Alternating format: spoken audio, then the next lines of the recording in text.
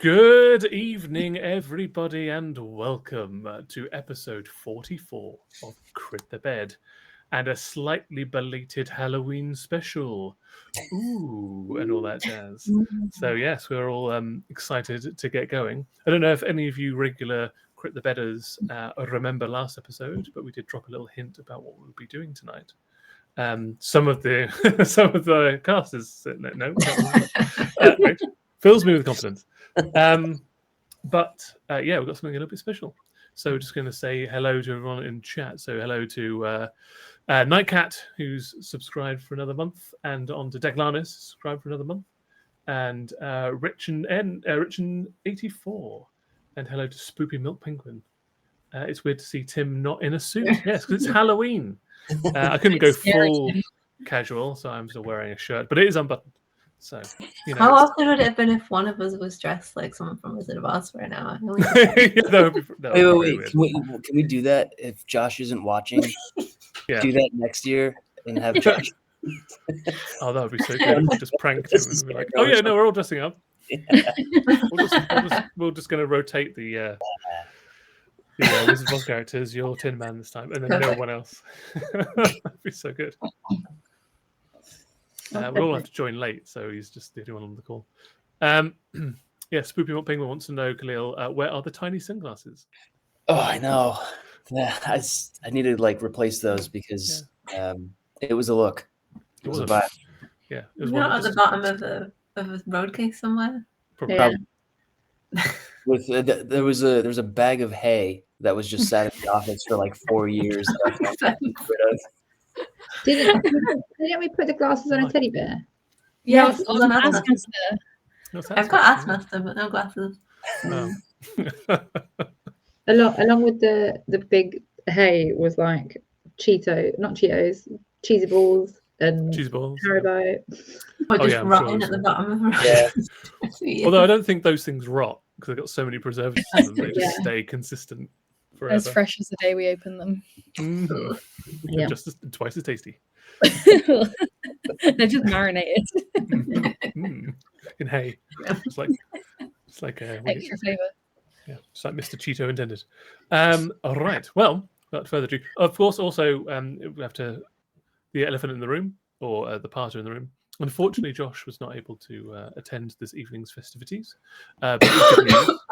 It's positive news. I'll obviously let him say that if he wants to say it. But yeah, everybody wish him good luck for the thing that he's away for at the moment. And he's okay.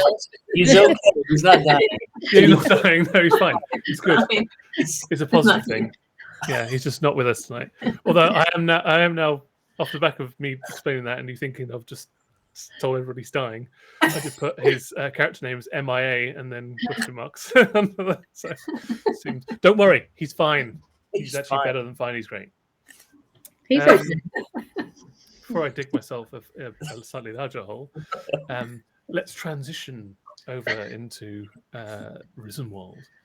So, as you remember the last episode, many a thing happened, and one of them was that you decided to hire some mercenaries to deal with the problem because you had other things to do. And you employed the use of Jim Jamalajam when you communicated with him as he was flying through the skies on board his newly resurrected bone dragon. When you asked him if there's any reinforcements or anything he could do to help, he was like, I know just the people. And he's going to go off and contact them. You promised them a reward, but you had two very imminent things to do. You couldn't do both of them at the same time. So the friendly boys have gone off to look for a moon whilst this new mercenary company, I don't know, well, whatever you guys do, whilst the mercenary company that you've now hired is going to be going to this fortress, which is an amalgam of many different types of races that a person from your past on whom you wish to take revenge has started gathering her forces in a stronghold at the foot of one of the mountains near Mount Thanakis. So, we're going to transition to people's characters now. And stream should be able to see that in 1 second that tonight we'll be playing the Swiftmaw Horde. So I'm going to put everybody on the spot now and say, what has the Swiftmaw Horde been doing in the last few months in game, or the last 5 years since we last played them? The last time we left, we were doing a heist in a. All I remember, because of pulling out, because every time I rewatch it is to pull out inappropriate clips. All I remember is Josh's character, who is called something. Brunk, pissing all over a dance floor because he didn't realize we were in the middle of it. I don't remember why we were there. I don't remember if we succeeded, but I do remember it ended on a cliffhanger where the whole place was going to blow and we were still inside it. So good that we're alive. I don't remember what we were trying to steal from that place. I mean, it seems a brand that you don't remember. Josh was peeing all over the place. Yeah, I mean, regardless of the character that he plays. What has the Swiftmaw? So that was 5 years ago in the real world, but it's in reality, it's only been weirdly, I think it's only been about 100 days. So it's about 3 months. But that's small enough time for the Swiftmaw Horde to level up to level 14. Also, for anybody in the chat that is interested as well, I've rebuilt them using the new 20 to 24 rules, which you can now purchase on D&D Beyond or in your local friendly game store as a physical book. And it's very good, and I like it very much. We're not being sponsored by anyone, by the way. I like it. Please sponsor us. I wish. Anyway, so I've kind of spontaneously jumped our poor players in with a level 14 characters that they haven't seen for 5 years, and it's using a new rule set. So good luck. But without further ado, we'll go around the horn, and I'll start with rolling a d4 to see who the lucky person is going to be doing their characters first. It's number 3. 1, 2, 3. Ellie. Fuck. Is that her accent, or is that just Arr. We can say like who you are, like your species, your class, and a little bit about what maybe they've been doing for the last 3 and a bit months. Okay, I'm 50, a goblin rogue. I actually can't remember a single thing about her, I'll be honest. And I can't remember how to play rogue, so this will be fun. What's she been doing for the past 3 months? I don't know, probably trying to leave the piss dance floor. But then probably like kept getting sucked back in every time a good song was on. So like it'd be like, no, I'm leaving now, and then I don't know. Firework by Katy Perry comes on. Firework by Katy Perry. She's a basic bitch, so she'd have been back on that dance floor with the piss for 3 months. So she's been on the piss for 3 months. I've been on the piss. Makes sense. Okay, thank you very much, and we'll figure out who's next with my die roll. It is Ellie again. Off you go. Who are you? It is number 1. It is Alice. Who are you? What is your species, your class, and what have they been doing for the last 3.5 months? Being on the piss has already been taken, by the way. No, that makes sense. I know you were going to say it. You knew I was going to go straight to piss. That makes sense. Yeah. Goza is a barbarian orc. And I actually have notes about all of you in my notes. Nothing about myself. I was like hoping that would shed some light. But instead I just have notes about all of you. I have that Thrifty is weak, tiny, dresses in black a lot, uses toothpicks called daggers in battle. Doesn't make sense. Also sneaks around a lot. Slagging me off in your notes. She's weak and tiny. I think Tim wrote them to you. I'll take that bullet for you. Gur Also weak, medium-sized, orange, dumb, uses 2 long words, might rip his arms off one day. Pretty strong, pretty hairy, aided in defense of home. Like his morning star, but it could be... And that's very suggestive. And then Vess, weak, tiny, red, pull weapons, grovels too much. Does that help you all? Weak, not strong. Use toothpicks for daggers. Yeah. Well, to her, like daggers look like toothpicks because Gauza is so massive. Because she's from what I remember, Gauza was just big, stupid, and angry all the time. Mm-hmm. Do they get the toothpicks when Kahlil does his bulk orders? They come in handy. Yeah. Got 1,000 daggers from Amazon. They do come in handy. I want to be reminded about these bulk order toothpicks for the rest of my life. I want to be sponsored by toothpicks. I would actually love that. I love that. That would solve a lot of problems for you, Kahlil. It really would. So consensus is the entire group is done. And you're all weak. And tiny. Apart from one person. Yeah. It doesn't have any recollection of if they're strong or smart. I'm strong. Not according to your notes. I'm strong and dumb. I don't know. Notes say otherwise. I mean, to be fair, it's a running theme that my characters don't have any sense of themselves. Yeah, fair. Okay, next up then is going to be Kahlil. What's your name? What's your species, your class, and what have they been doing for the last 3 or so months? So I'm Gur the Manslayer, a hobgoblin wizard, keeping it on brand. Mm-hmm. And I assume that he's just been hobbling gobs for the last 100 days.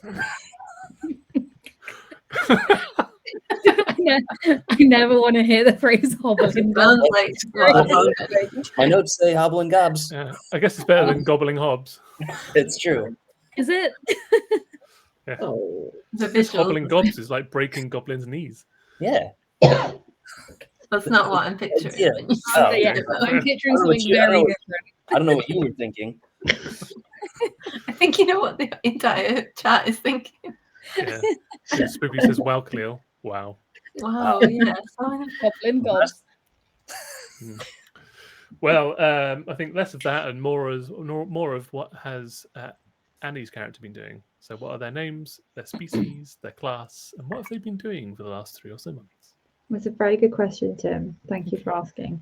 Pleasure. I don't have an answer to that because if anyone remembers from that episode that we filmed, I do not know what happened during it, before, after, and since. No, there was 2. There was one that was only like... No, what?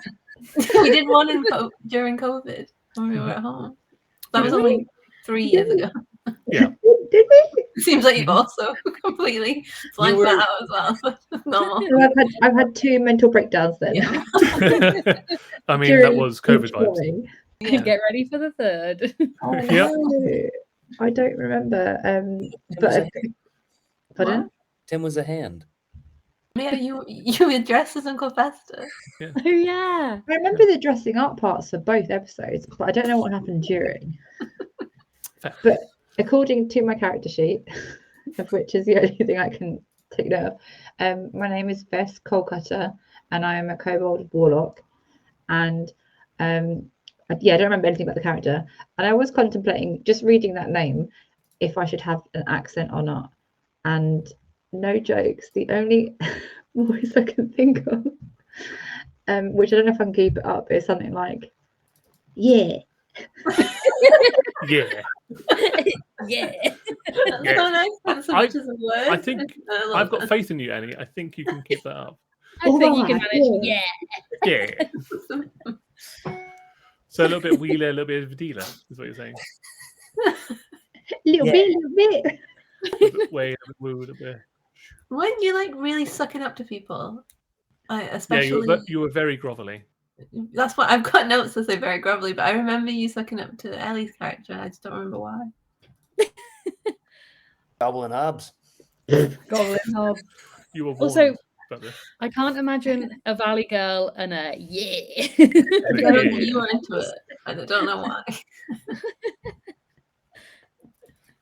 I think we all know why. Goblin Hobbs. Goblin Hobbs. God damn it. And what about Josh's character? Oh, right. Yeah, he's called Bromk. Oh, yeah, He is a bugbear fighter. He was kind of supposed to be the de facto leader of the group, but I don't think it ever went that way because I don't think any of you can let Josh lead anything anymore. That would be a terrible idea. Yes. I mean, if you want to, I can kind of read like the intro from let me see, 2020, so like 4 years ago, almost to the month. Oh my goodness. If that would help anyone. I don't know if that would help or hinder. That would be lovely as a little recap. Yeah. Then I don't know if it's weird that the first one was 5 years ago or that the second one was 4 years ago. I know, right? Yeah. It makes sense. What the fuck? Okay, so this is the intro from last year. Hurtling through the Duergar caverns in a rickety old minecart, the Swiftmaw Horde narrowly avoids losing the head of Bromk as Thrifty sacrifices brakes for speed. In a cool mountain stream, horror ensues as the band stumble across a twee halfling village. It doesn't take long before the Horde wreck the joint and turn one of the tavern minstrels into a pile of grated cheese. Since then, the Swiftmaw Horde has been busy. Conflict with several of the Terranolcan twins' Goliath strike teams has taken its toll, including one such encounter. Sorry, go. No, I just said incest. Oh, great, thanks. Thanks for stopping that. For that. Thank you, Alice. Proceed. Wait, why did you say incest? Because you mentioned the banana Jolkin twins. Alice is just shouting out incest. But Tim, you forgot. You've got paragraph 2. I have to call it out. I mean, if it's any better, I think I immediately just zoned out as soon as you started. Just wasn't listening. I love this. So sorry, Tim. Keep going, please. This is why you never remember anything that happened. I'm like, I don't need to know this.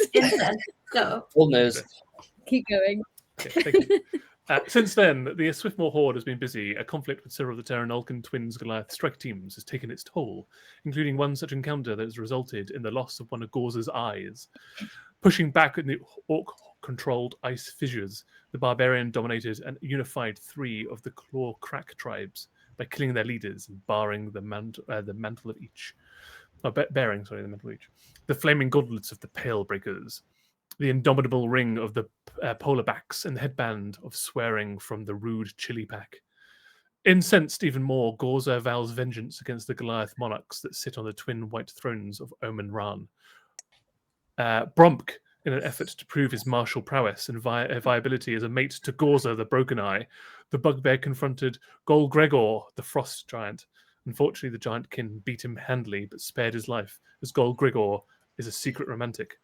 Instead of the prized belt of the giant lords that Bromk wished to present to his betrothed, he made it back to the Swiftmaw Horde, instead with a story of equaling the giant on the battlefield and some loot consisting of a pair of magical boots and a vicious new morning star called Fragella's Bane. It does not talk to him, but it does get warm when Gorza is near. Gur the Manslayer, bone daddy to Jim Jamalajam, has been in regular contact with his patron, pleased with the Swiftmaw Horde's ability to carry out acts of extreme violence at his behest. Gur's master has in return tutored him in the ways of necromancy. An envoy of his teacher has visited him twice after 2 such extreme bouts of brutality and has tattooed powerful runes on his skin of the hobgoblin, granting him unnatural abilities. Currently, Gur has the entourage of 3 ghouls, a former halfling family of mother, father, and son, and 4 skeletons of varying humanoid sizes, which he has been able to maintain with his spells every 24 hours, or until he gets bored of them. Meanwhile, 50 has become an unrivaled thief. She would be infamous if anyone could possibly spot her in the shadows, and those that are unfortunate to witness her firsthand are never left alive to tell the tale. For years, the young goblin has been honing her skills with her eyes set on childhood prize, the lair of an enormous white dragon, Aknorakalin. Feeling confident after a raid with her party and during subsequent rest, she set out to the lair to pillage its wealth. However, instead of finding a monstrous and fierce dragon, Thrifty discovered the skeleton of one and an old site of a fierce battle. But it wasn't the biggest surprise, and in its place were 3 white dragon wormlings, the remains of their icy eggshells and only a pittance or legendary hoard. There was enough remnants of treasure to warrant her loot, and she made it out with a particularly useful thief's tool, a magical dagger, and the mystery of what happened there for her troubles.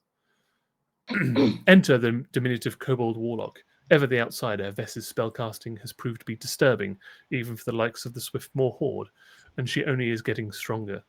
Able to summon thick black tentacles at will, banish creatures to the void, and summon devils from the hell itself. It's getting a bit much. During some summoning, the intended devil did not emerge. Instead, a huge dragon ball clad in iron armor appeared in its place and dropped a magical bag of holding at her feet, before stepping back into a portal wreathed in winter's snow. Inside the bag was a ball of metal bands and a note, scratched and draconic. Once captive, now the captor. It is the greatest of punishments to clip the wings of those that share our blood, little one. And there we go. That was what happened. So many things that you all remember vividly, right? Yeah.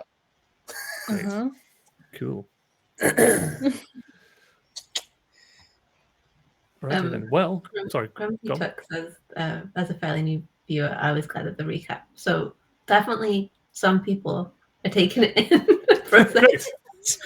Some people listen to some people. Yeah, some people. At least my scribings are not going unheard. Definitely not. Just maybe not. Just in this immediate vicinity. Yes, probably here. Anyway, I really tried to take in. No, I appreciate it. As we enter into the cold, blustering, cutting winds of the Shattermounts, we find the 4 of you pushing your way through the snowdrifts along the side of the mountain towards the base of Mount Thanakis, one of the largest mountains in the Shattermounts. The cold is biting at your skin. You're wrapped in as many warm layers as possible, most of which you have either stolen or they are the skins of the things that you have slain. You take the nip of the last amount of alcohol or warm beverage that you have on your person to stave off the cold. But before long, the wind eases, the blizzard parts, and you see below you a encampment that's surrounding the exterior of a cavern at the base of Mount Thanakis. From your vantage point up high, you can see guards and individuals moving around like ants in the snow as you take a knee and study those below you. Hey guys, how's it going? This guy again. My guy. Who? Yeah, this guy, my guy. You hear that in your mind, Gur. Oh, did anybody else hear that? No. Oh. We're just saying that about you. This guy again. This guy doing this This thing guy. again. So I've got a job for you guys. Are you nearly there yet? Assuming it's where we are now, yeah. I can't tell. Neither can I. Great. Well, you should be seeing a big encampment at the base of Mount Thanakis. That's where you need to go. That's it. We're nearly here. All right. So, I've got this job for you guys. If you can hollow out these people down below, then apparently the friendly boys are going to give you a big reward. And by hollow out, Huh? I need specifics. Oh, turn them inside out. Oh, Do your thing. yeah, we can do that. We do that Great. all the time. Awesome. Well, if you get into trouble, you know where I am. Where are you? On the end of a message. Okay. Just shout me out. I can be there. Did you get any other information about like who's Here is it? Are we just here to kill everybody or a specific? Well, apparently there's a lady in there that needs to be killed. She's the one that's kind of uniting all of the disparate factions down there. Name? I can't remember. Damn it. I'm sorry. Uh, But apparently So, you'll know when you just see a her. woman. okay. She's the leader. Let's look for the most leadery one. How much are we getting paid for this? Uh-huh. No, how much? Fucking Jim. All right, we'll call you after. Okay, you break it up. Okay, love you, bye. I love you so much. Bye. Bye. Love you, Dad. Okay, and- We have to go kill everybody. There's apparently somebody who's rebel. You had us at kill. Yep. Cool. Great. I have a question. After. Now, 50. did Jim just dad? Yeah. How did you know that? I got the sense. Did we know this? Because I thought you two were boning. No, he's his bone daddy. You are. Oh. He's bone daddy. Thinking I was boning a skeleton. I thought you were his bend over a bone lot daddy. around you. He bent over of his own accord. That was part of his previous life. Not His own accord as someone completely controlled by you in your brain. But you don't need to tell me that mentally. Hey, what are you guys saying in there? I want to come out of that. I don't want to be in there any longer than I need to be. I'm not boning the wow, bones.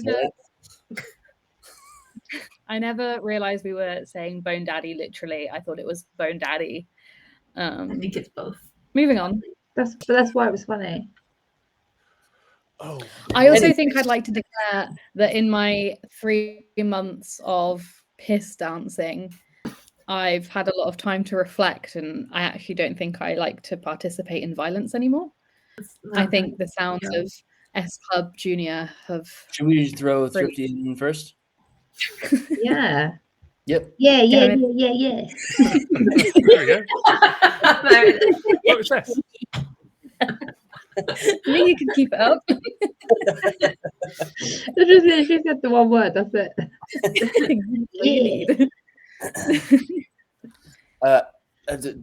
I don't actually recall if my ghouls or my skeletons that I have can talk. Can any of them talk? As you look around, one of the adult halfling skeletons kind of walks out ahead of your group as you're sort of in amongst a drift at the moment, and kind of walks out to the ledge of the drift and just goes, "Oh, whoops," and then drops He's so dramatic. and drops like a fork in the snow, and then bends over to pick it up and just starts looking back at you all. Whoops. Again, fork, completely and then- controlled by you. Ow. They've learned from their father. And then just Jim picks up said the fork a terrible example. and walks back. I'm gonna grab his fork and throw it as far as I can. What bench?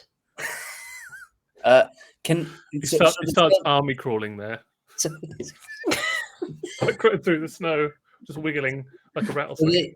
they can talk. Ugh. And the ghouls. Uh, God damn it. Butt up. I don't know if I want an army of skeletons. At least now. Maybe later. Maybe Both. tonight. After the job's done. Can people see the ghouls? yes, again, yeah. Ghouls are basically a bit zombie-like, so a Okay. little bit more powerful than your average skeleton, and a bit more powerful than zombies as well. So they're So they have like they're very pallor of skin. They've got like quite distended limbs as well. Okay. And one of their most defining features is a really long tongue. Is it Nice. Did it have to be? It's genuinely true. Did it need to be? It has to be. It is. oh boy. Don't change it, Alice. Don't fight it. I didn't make them. These two. I didn't make 'em. Well, it was one of yours. All right, so they're not. I thought of them as like ghosties, but they're not. Then No, they're very, very They're corporeal. tongue zombies. Okay. Yeah. Okay. Well, I guess can we see how many people are at the camp, and can we see if there's any like watchmen around the area? Yeah, you can roll. I'd say roll an investigation check because it's kind of more intelligence based. I buck with investigation. 27. Fuck me. So you count probably about 40 to 50 individual people in milling about this campment, and there are multiple guards set about. So they are a mixture of stone barricades and wooden balustrades, like barriers, like sharpened trunks or branches that are sticking up out of the ground, and with a makeshift gate in the front. So it's kind of like a hemisphere going around it. But really, they're all kind of geared up to defend from people coming on foot on the ground towards them.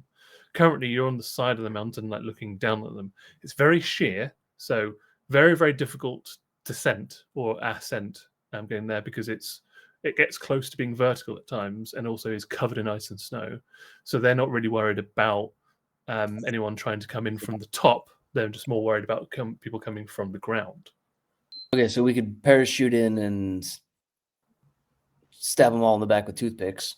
True. Are they all weak like vests?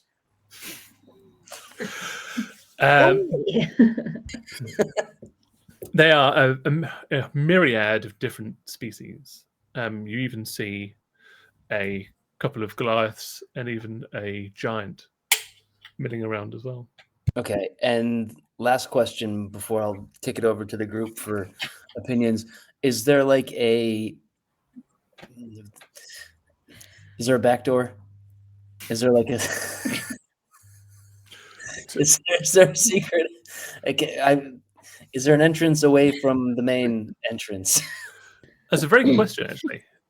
It would take you a little while to survey. I mean, there's not. There's obviously just the cavern entrance on the ground level, but there could always be a shaft around here somewhere. Of course there is. Let's see if the skeletons can find a shaft really quick. Yeah, so you could spend a little while searching the general area to see if you could find like another cavern system or a shaft or something of that that may link in with this cavern below you. How do you guys feel about a shaft? Keep saying shaft. You're damn right. Yeah. That was your command. Yep. I mean, what would I rather, a shaft or a back entrance? I don't know. It's a. I'm opening it up. Sometimes they can go together. Yeah, both are good options, you know.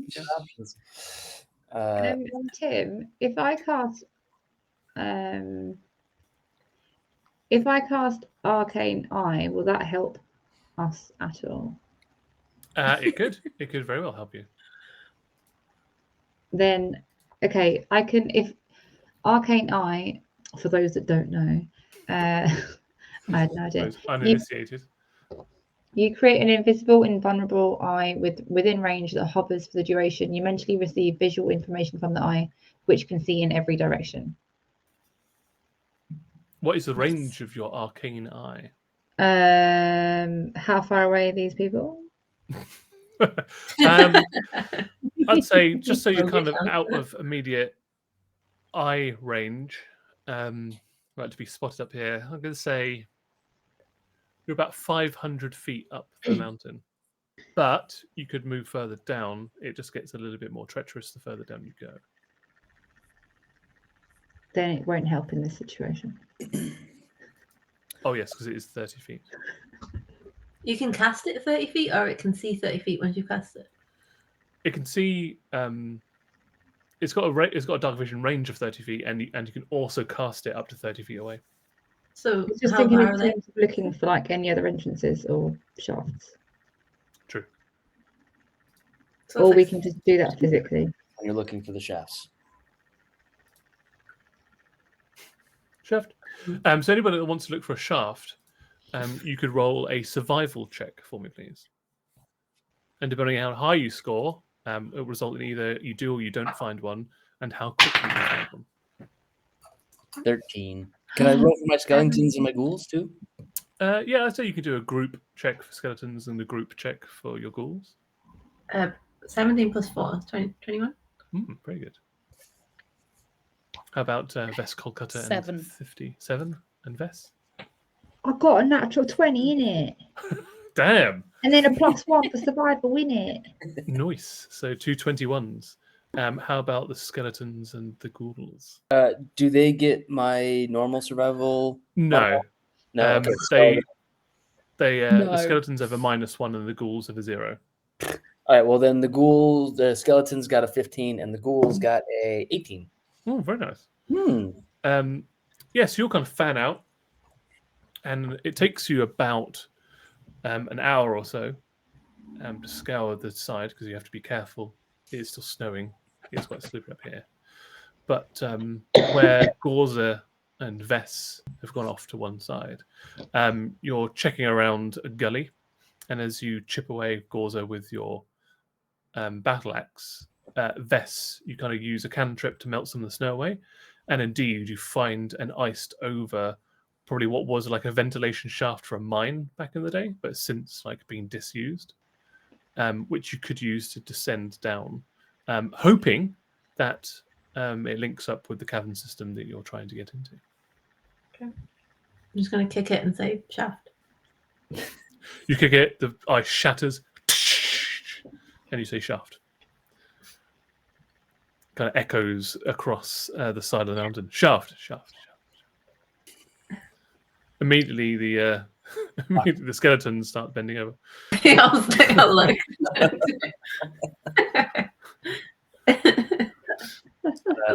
Can I, the one that dropped the fork earlier?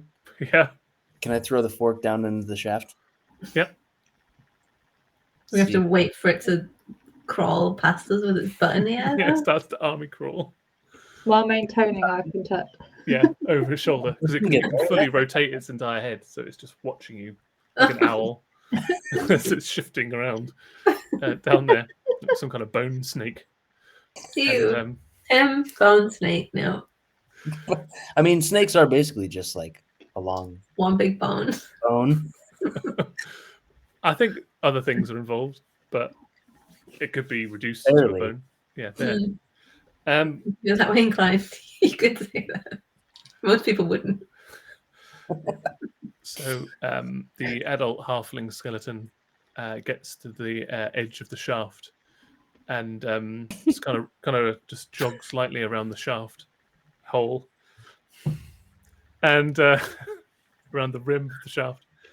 And does it trace the rim? Traces, and then and gets into it, like does a perfect diving pose and just goes thump, as it goes down the shaft.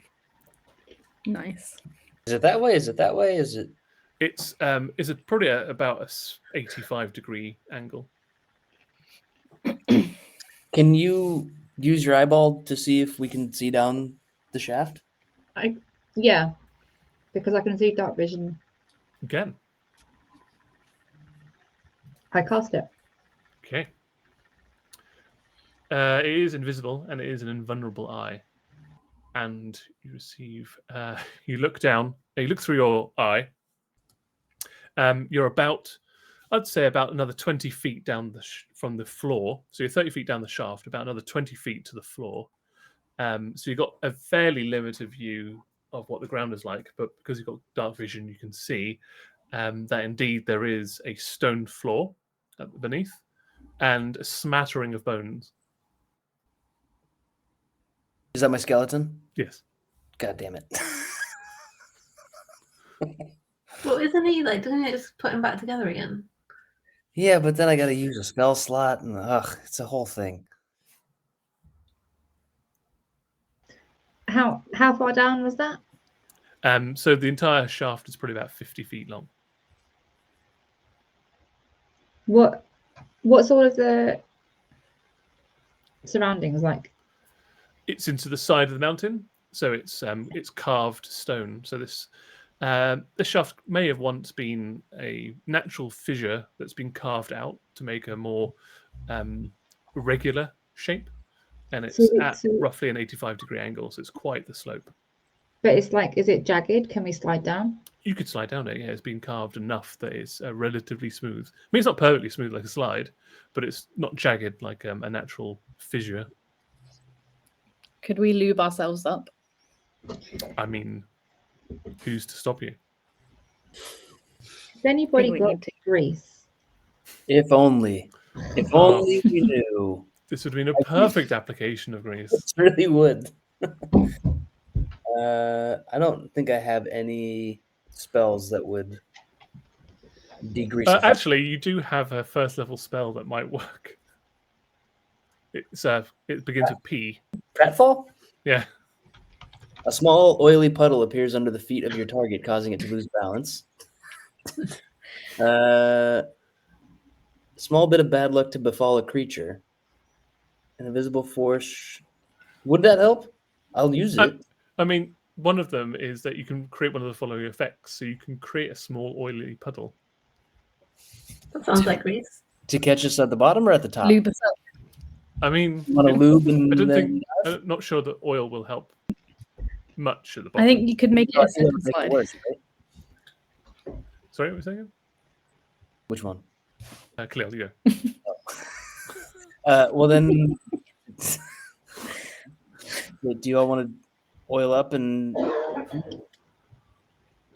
Oil up and what? Lube us up. Oil. Go's just standing there, just saying oil, pointing to the shaft. Oil. Oil up. I suggest you slip and slide the shaft so that we can all go down it like wee. Yeah, why don't you try it first? Then we'll decide if it's a good one. That's okay. I'll. Can I double cast? Can I cast mage armor on myself? Yes, you can. To try and help things, and then I will. Or can I oil up a ghoul and shove him in the shaft? Yes, you can. Great. I'm gonna oil up a ghoul, armor him, and shove him down. Okay. To break our fall. Lovely. Right. Can you roll a d20 for me and add +2 to it? Oh, 6. And then you hear a crunch at the bottom. Oh no! Oh, he made it. He's alive. Yep. I've also got. Nope, that would kill him. Never mind. Do it. That one does the opposite of what I thought it did. Okay. I could cast slow, so our speed gets halved. So we slowly oil our way down to our death. No. Gur the Manslayer, you also do have 10 for some reason. Do you have 10? 10 what? What? You have 10. You got 10 like, vials of oil on you. What? Why do you have so much oil? I looked at Why it. You are you got so 10 greedy in every pounds campaign? worth of oil on you. Why are we also oily? You've got oil for 10. You've got 10 oil. I don't know why you have these, but you've got 10 oil flasks. I mean, listen, we had to entertain ourselves somehow over these past 3 months, okay? Yeah. I told You're you. mainly collecting oil. Well, does everybody want a vial of oil, or can I just cast slow on 6 willing creatures? Can I ask a question? Of course. No. Tim, with Spider Song, Yeah. Is the cube a cube of webs so that if I cast that, everyone will take damage, but we would land on like the webs would catch us? Let me have a look. Is it like a shaft and then a big drop? Or is it a shaft all the way? It's just quite Let's steep. ask the ghoul. Ghoul.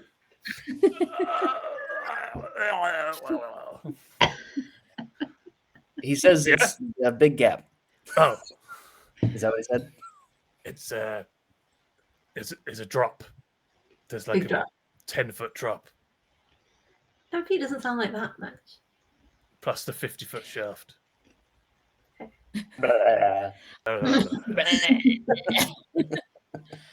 I have quite good acrobatics. What if I slid down it and then did a somersault to the bottom? Yeah, I was gonna say I Like I feel like I'm quite strong. I could like shimmy down it and then just drop 10 feet with my huge muscles. I can transmute rock. I could turn it into mud. Isn't a shaft usually So we made all The bottom of it. Because Okay. the range is 120 feet, so I could transmute the bottom of the shaft Into a mud pit? into a mud pit. True. we Sexy all one. land in a mud pit.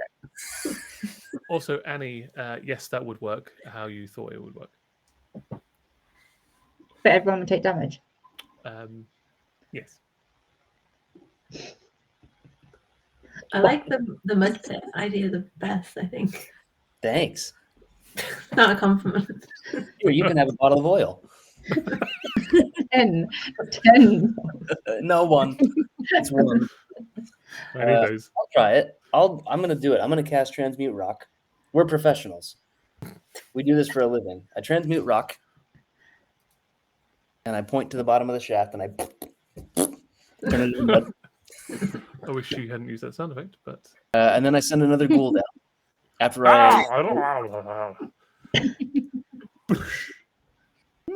That didn't sound as bad as a. No, it sounds like he's covered in mud. Yeah, first. it sounded quite pleasant. head first. Head first. Okay. Gur jumps in head first.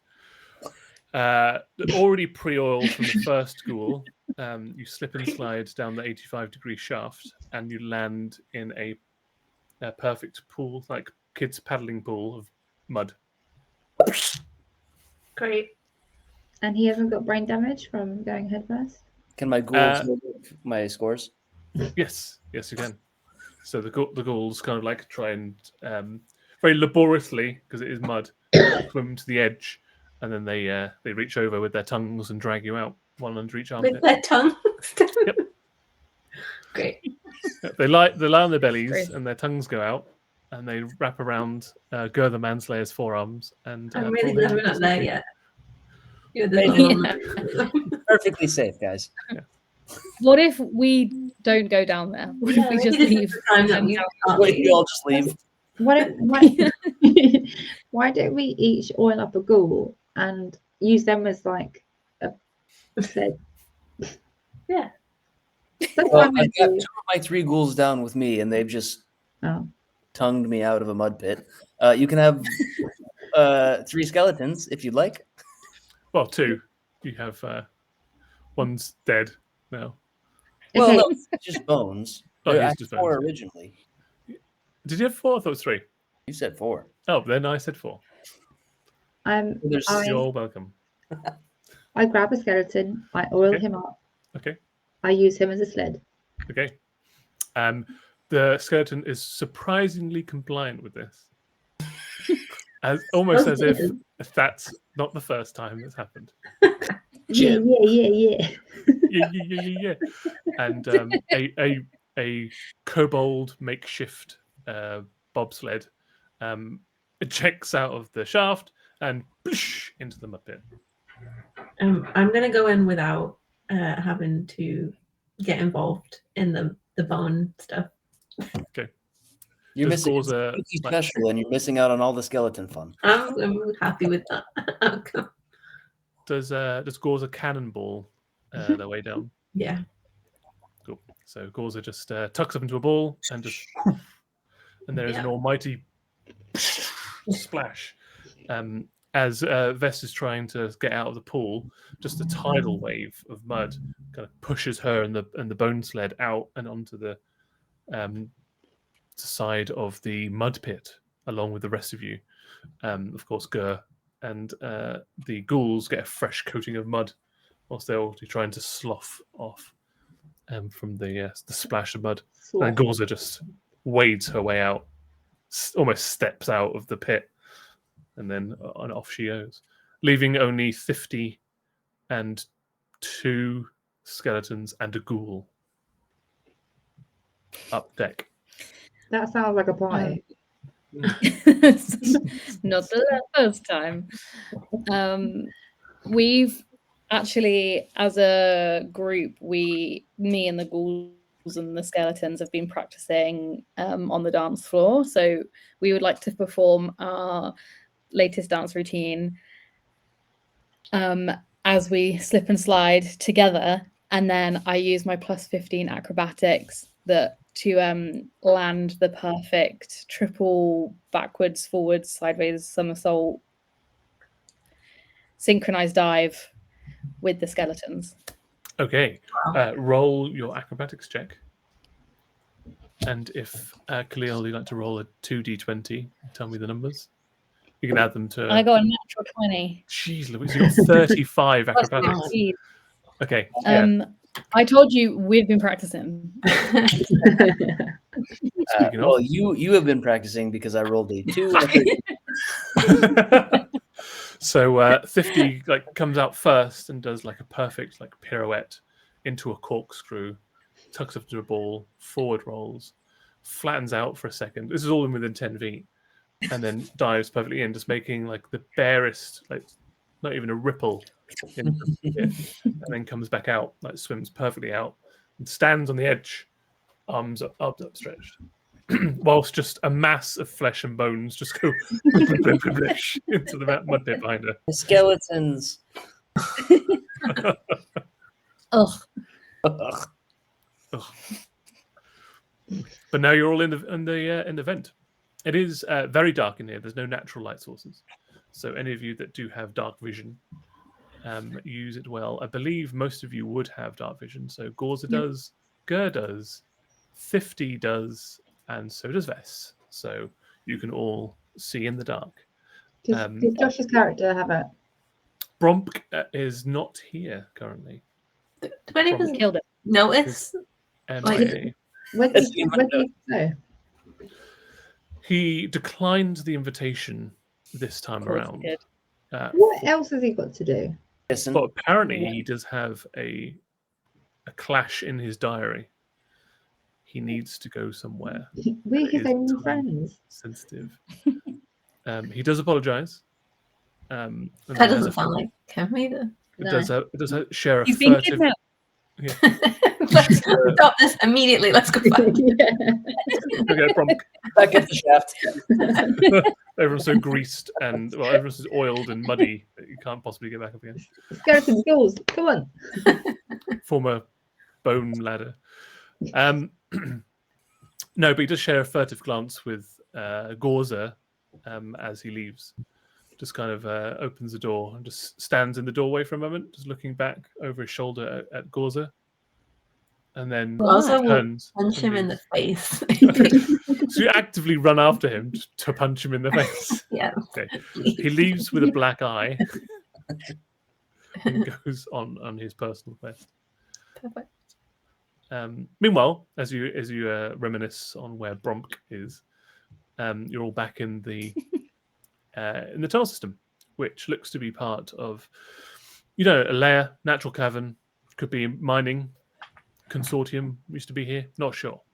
But the one thing that does stick out to you is there is these weird copper cabling lying on the floor of the cavern, you're in kind of very narrow, maybe I'd say about 6 feet wide, about 10 feet tall. And there is just this copper cabling that runs past you, back into the darkness, and also further into the mountain. Either way. Is it cabling that we recognize as anything functional, or is that like a new thing that we've never seen before? It's unusual to see cabling like this in an environment like this. It's not unheard of to have metal cabling around, but to have it in this quantity around here, it seems unusual. What's it normally used for? Copper cabling is usually used for for conducting arcane studies. That's really the only other time that it would ever have been used that you would be aware of. It's too soft to really be cabling for any kind of architectural or practical usage. It's a good insulator, but it's a solid cable, so this would not really be effective in anything other than transmitting heat or some kind of arcane usage. Can we put a kink in it? How would you like to do that? How are my skeletons doing and my ghouls? They're fine. One of them is limping because hurt themselves when they landed before the mud pit was a thing. Well, can we stress test it to see like if we hold it, anything changes? Sure. Yeah. Who would like to do that? When I you say will. we, Yeah. I'll do it. Yeah. All right. yeah, go the manslayer. Yeah. Okay. Okay. You reach out and grab the cabling. Can you please do a Constitution saving throw? 16. Okay.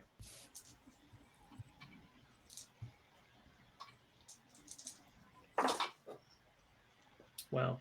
I did.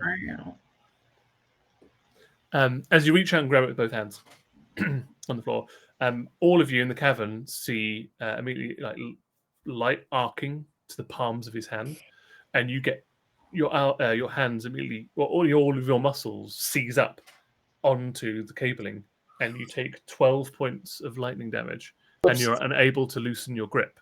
So you're going to be taking that same damage every round for as long as you're connected to this cabling. You're supposed Currently, to be you have the paralyzed condition, so you're unable to move. You're incapacitated as you're holding onto this cable. Just like Can he speak? Whoops. Can he say help? he can't speak currently. Did you tell any of us that you were going to do that, or did you just grab the cable? I didn't think it was gonna paralyze me. Can I like just like pat his hands with the back of my axe, try and knock them out of it? Don't. Okay, roll. With the back of my axe. I mean, the back of your axe is also another blade, but Well, I don't know. Kill me. So you want to tap his hands, try and loosen Just his like hands. I just want to whack him so that he like hopefully drops it, but I don't know if that will work. Okay, well, let's find out. Roll for me. Just roll an attack roll, I say, with your axe. I'll say you're using subdural damage, using, as you say, like the flat of your axe. 5 plus 16. 16? Does 16 hit your armor class, Gur the Manslayer? It does not. No. So you're like, you go to hit him with it. It's quite narrow in here. You just can't get a good angle on it. Well, I tried. I'm just going to move on now. You take another 12 points of lightning damage as you're connected to this. You can see now, like, his teeth start to light up as he's holding onto it, and you can almost see like his skeleton through his skin. Oh my goodness. Spoopy said is Kahlil about to have another one of his characters lose his hand. Yeah. Chop off both of my hands. It's the only solution. Would mage No, my hand magic hand. help? I don't know. What would you like to do with it? Whack him off it. The mage hand. Like karate chop, but like push him out of the way. You would know because you've had mage hand for a while. It's not very strong. The mage hand. I think it can lift like 10 or 20 pounds worth of stuff. So you wouldn't have enough force to push him back, but it might be able to knock the cable down. Yeah, that sounds better. I think a roll for me, because you're using magic to do this, let's roll an Arcana check for me, please. 5. 5. It kind of lightly slaps the cabling. Yeah, tap, tap, tap. Just tap, tap, tap, tap, tap.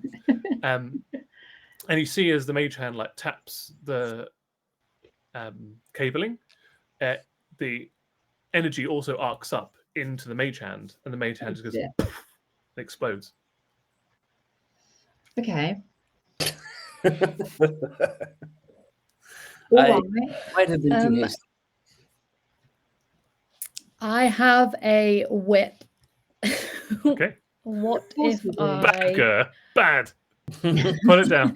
What if I whip him? So unexpectedly that it overpowers the electricity, and he goes bah! And drops it. Okay, let's find out. Roll to hit with your whip. If you say that the skeleton bend over, Tim, I'm gonna fucking. What are you gonna do? I got a natural 1. Sorry. As you Good while it lasts, guys. as you try and whip the cabling out of his hands, or him to knock him backwards, or just to even just the sound to maybe startle Gur into dropping the cabling. Unfortunately, before you can make that the cracking sound, one of the skeletons kind of dives in front of Gur,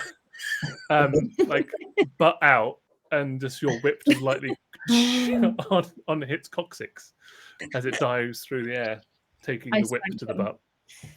Whip to the butt. Nice. Gur, can you take another 12 points of lightning damage? Yeah, I'm there. Okay. Yeah, it's already has happened. Any other Well, ideas? I think we have to leave you here. It's been nice knowing you. Well, Jim, Bye. I love him. Can I cast? Apologies in advance. I don't know that spell. I want to cast Shadow Hands. Okay. Please. What would you like the shadow hands to do?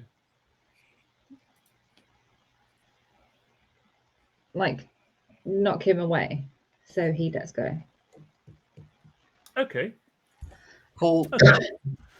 I don't want to frighten him. I want the freezing blast to essentially he's burning up. Okay, I understand. Roll a. In this instance, I say roll your spell attack modifier, so +10. So roll a d20 +10. 19. 19 is great. So as you cast Shadow Hands, these, a freezing blast of shadow explodes out from you in a cone, and creates almost like a vacuum, like the void of space, in and around the cabling, causing the cabling to crack and split, stopping the current going through it. And Gur, you're thrown backwards into the cavern wall, released from your paralyzation. I'm extremely mad at my skeletons and my ghouls for not saving me. Again, controlled by your brain, right? I was being electrocuted. Thank you very much. I'll have you know. My own stupidity got me in that one. Never touch anything again. Good roll. We'll see about that. But left now on the floor is one of these cables that is kind of just snaking around, and every so often a bit of violet energy is arcing out of it and just randomly hitting the cave wall and the floor and ceiling, etc. They didn't try this before, not to immediately jump back into something. Right? Why don't we try? How about Everybody grabs my hand and then I grab it. Can I have one of my skeletons grab it? Because they don't have any electricity running through them. Okay. They grab it. Can you roll a d20 for me, Just please? one of them. And just do a flat d20 roll. 12. 12. Okay. They take 12, 17, 20, 32 points of electricity damage, and all of the bones just go blackened, and they just dissolve, it just turns into dust. That makes sense. And just dissolves into a pile of dust on the ground. Okay. few lessons learned. Over to you. Are you talking to the pile of ash? Just kind of wafts away. The muddy pile of ash, yeah. Mm-hmm. Can we see where? Why do you want to touch it? Well, I just feel Why like don't we follow it? You mentioned it, and now it's completely. uprooted our entire Well, yeah, plan. no. We can. I just thought that we could, save ourselves some problems down the line. But clearly that did not work already. I almost died and I exploded one of my skeletons. So, as we were. Wait, so I'm down one skeleton that we sent down the shaft, and then the other one I just exploded. Yeah, it's dust. One of my ghouls all of his bones are broken. True. And so I've got 2 ghouls and 2 skeletons now. Is that right? Yeah, that's right. And all we've done is just go down a hole.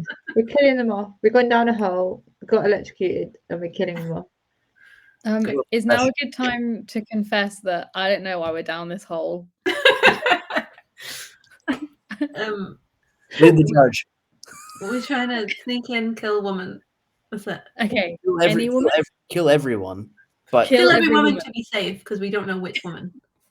Kill all women. Got it. No, kill everyone. Everyone. Everyone, man. all 40 odd of them. I mean, I've done a pretty good job of trying to kill myself and all my skeletons. So kill everyone, including us. Just to be safe. Yeah. Because we're women. Some of us are women. We could be the woman that needs killing. We never know. We can't trust us. Just kill. Yeah. Jim. Hello. What do you know about magical people? What do you know about women? What do you know about women? I've seen up to 4 women. One may call me an expert. What do you know about the magical cables in this mountain? What? All right, never mind. Bye, Dad. Okay. Let's go. You two have such a healthy relationship. Follow the cables. It's about this time 50 that your keen goblin ears picks up the sound of footsteps approaching from down the tunnel.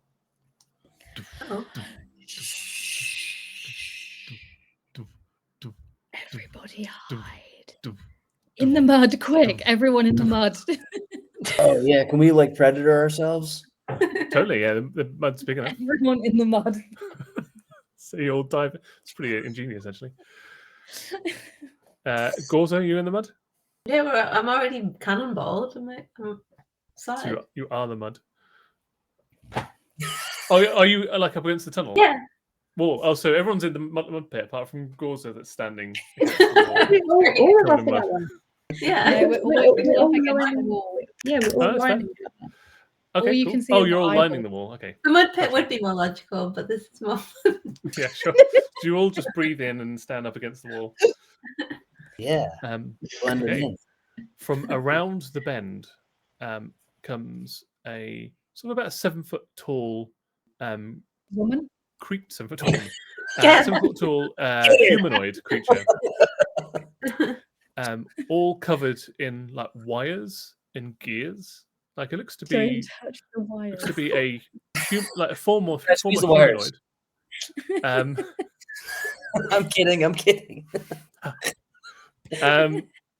Yeah, kind of it's got bits of machinations on it, like clockwork on their body, and wires wrapping around, or going in and under their skin. Or they're wearing in them. wire? Yeah, protrusions out of them, all over their body. They're sort of just wearing a belt and some trousers, cut off, short type things.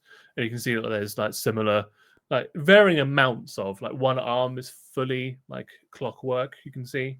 A lot of it is brass, some of it's copper, some of it might be steel or iron as well, a mixture of materials. One eye has been completely replaced with what looks to be a lens that's got multiple different magnifying abilities to it. And it comes trudging up around the corner and stops where the broken cable is and goes down to one knee and uses that mechanical arm to grapple it. It looks to be coated in rubber, this arm, pinning it down, stopping it from bouncing all over the place. And then immediately starts to start repairs on the cabling. I need those hands. We need those hands. I need that eye. We kill this thing, right? Carefully. Does it look like a non-gender conforming clockwork robot? It's very difficult to tell gender and even species. It's what flesh it does have seems to be like embalmed almost. Like it's got a very waxy, pale sheen to it. Mummy Hold robot. person. What do you say? I've got hold person. I Oh, can you cast that and hold person, and then we can, rip its hands off or whatever. In like a gentle caress. I also have gentle repose. Hmm. What does that do? It rips somebody's hands off very aggressively. Yeah, do that one. Do that. We like that. Can I actually Let's kill it. The answer is always yes. Just yes. This is our mission. Well, I'm gonna cast hold person. Then one of you guys can. Okay, in that case, we're going to enter initiative.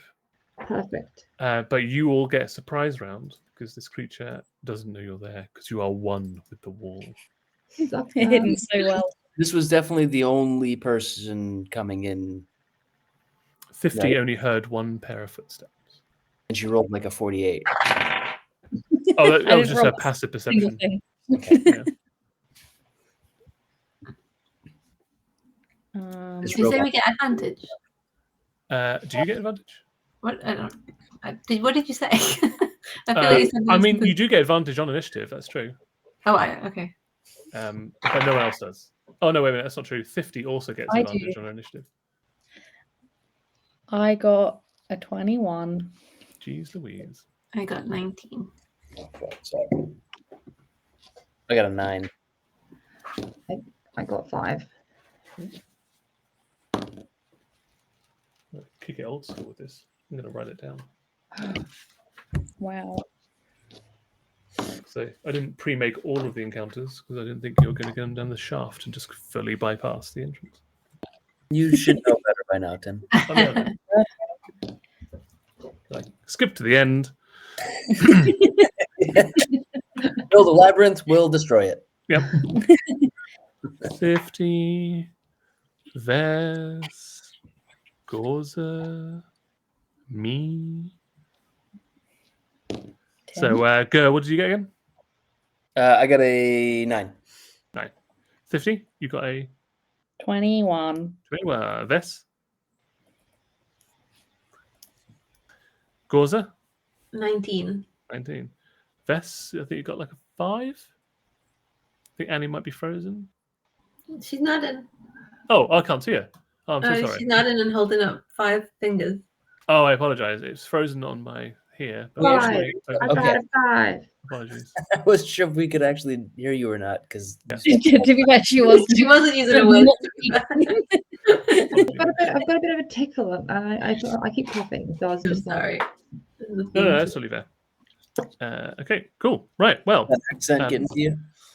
First up in the initiative, I mean, you can choose to hold your actions as well if you want to let Gur's hold person go off. But if you want to act first, you can. So the order would be 50, Gorza, Gur, then Vess. So 50, you're up first. Again, you can default until Gur casts. Did you say we have a surprise attack as well? Or... Yes, yeah, this will be a surprise round. So basically, you will act in this turn. They don't. Well, they do, but they've got the surprise condition, which means they can't do anything. And then it goes back round to the top, and then we start initiative again. So basically, they skip a go.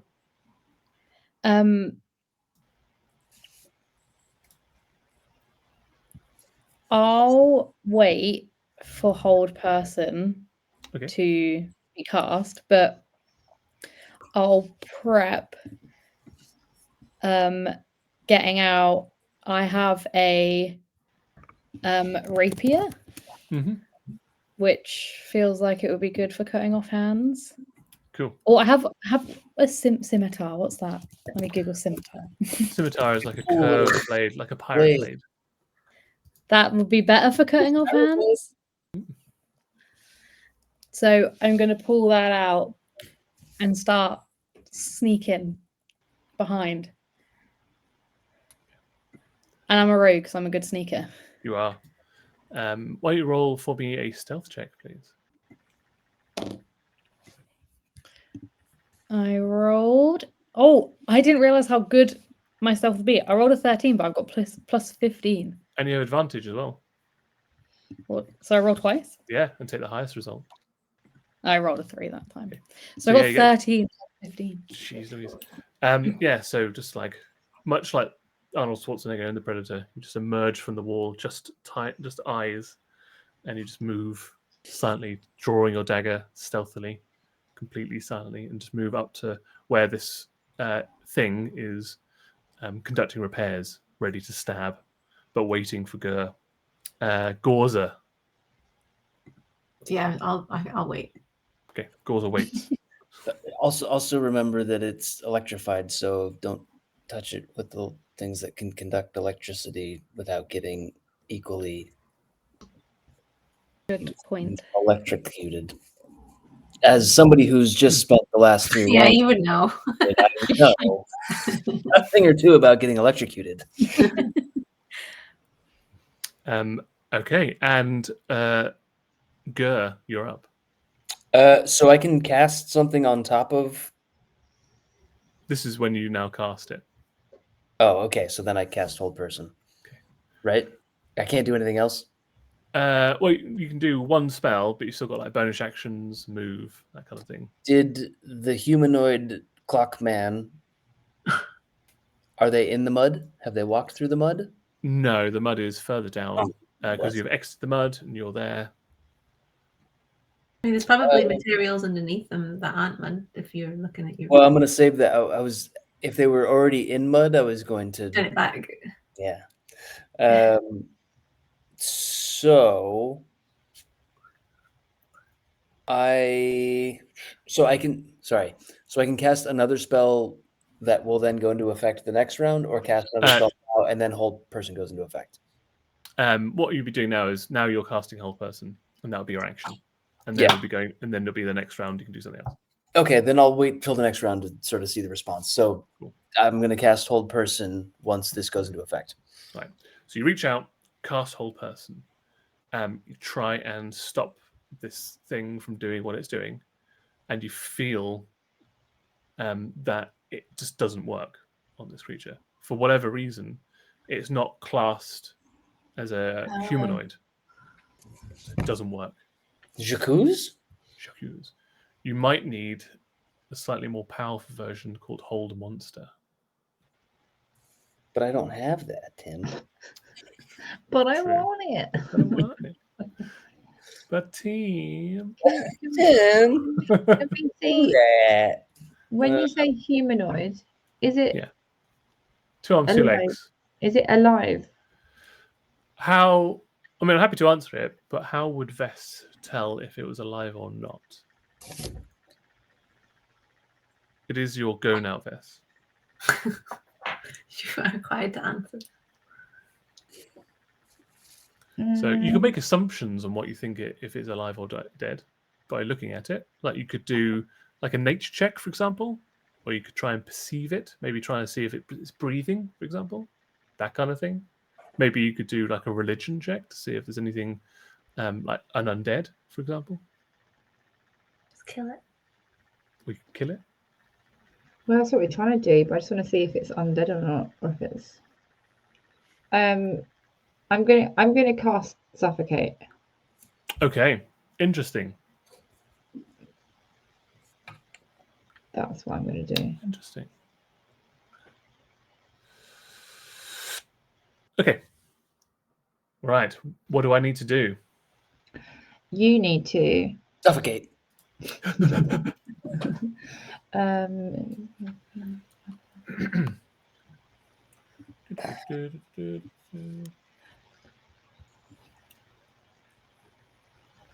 Make a spell attack, so you actually attack me. Yeah. So roll a d20 and plus 10 to it and try and beat my armor class. 16. 16 hits. So we know his armor class is less than 16? 16 or less. Oh, it's 16. It's 16 or less. So these two grasping hands like shoot out from Vess as you hold your own claws out, and from behind start wrapping around its neck and start trying to choke it. That's what happens. What do these spectral hands look like? Your own hands? A different kind of hand? Fancier hands than mine, because mine are all like this. Way. So like really, really fancy hands. I see. Interesting. Okay. Fancy hands start choking this person. Fancy hands. Fancy hands choke this man. Yeah. Wish I hadn't said that. My go, I am surprised and choked. I don't do anything. Back to top. You Oh no, so 50, your held action will go off now because Gur has cast Hold Person. So you can try and stab it in the back. I yeah. keep wanting to call you Chad. Your name's not Chad. Gur, whatever your name is. Gur. You helpfully reminded us that I'll get electrocuted. Right? Is that what we can... Yeah. I mean, what's the word? I got electrocuted. So by the transitive property, you would get electrocuted. May or may not get electrocuted. May or may not. Even though I am better than you in every way, I might still be electrocuted. There's a chance. My only weapon that's not metal Toothpicks. is a whip. Oh, goddamn. Is it rubber? Rubber whip.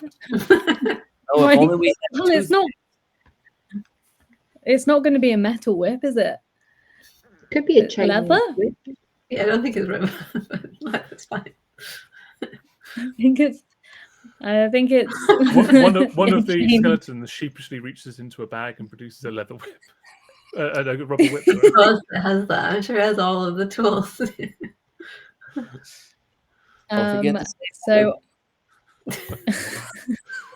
Jim Jamelican. Just it's Jim. So I Tolkien. am gonna. It's incest. Banana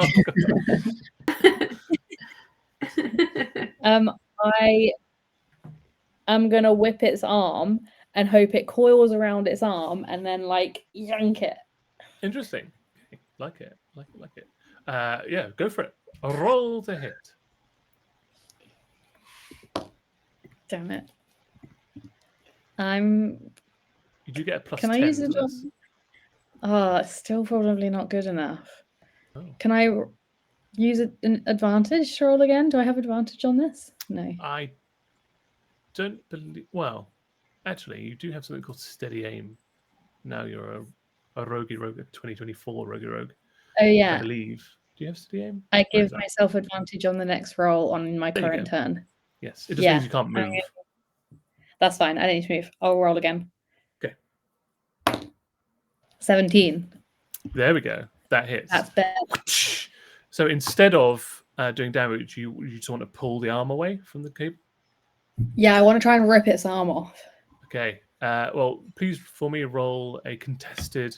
It'll be an athletics from you, and it'll be a contested athletics or acrobatics from the creature.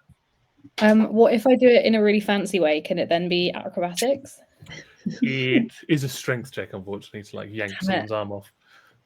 But I can give you your DC now. Your DC is 16, 1-6. Okay, hold on. Hold on. Athletics -1. Okay, I rolled a 14, so 13. Yeah, you do wrap the whip around the arm, and you try and yank it away, but it's a bit too strong for you and remains clamped onto the cabling. Uh-oh. I go.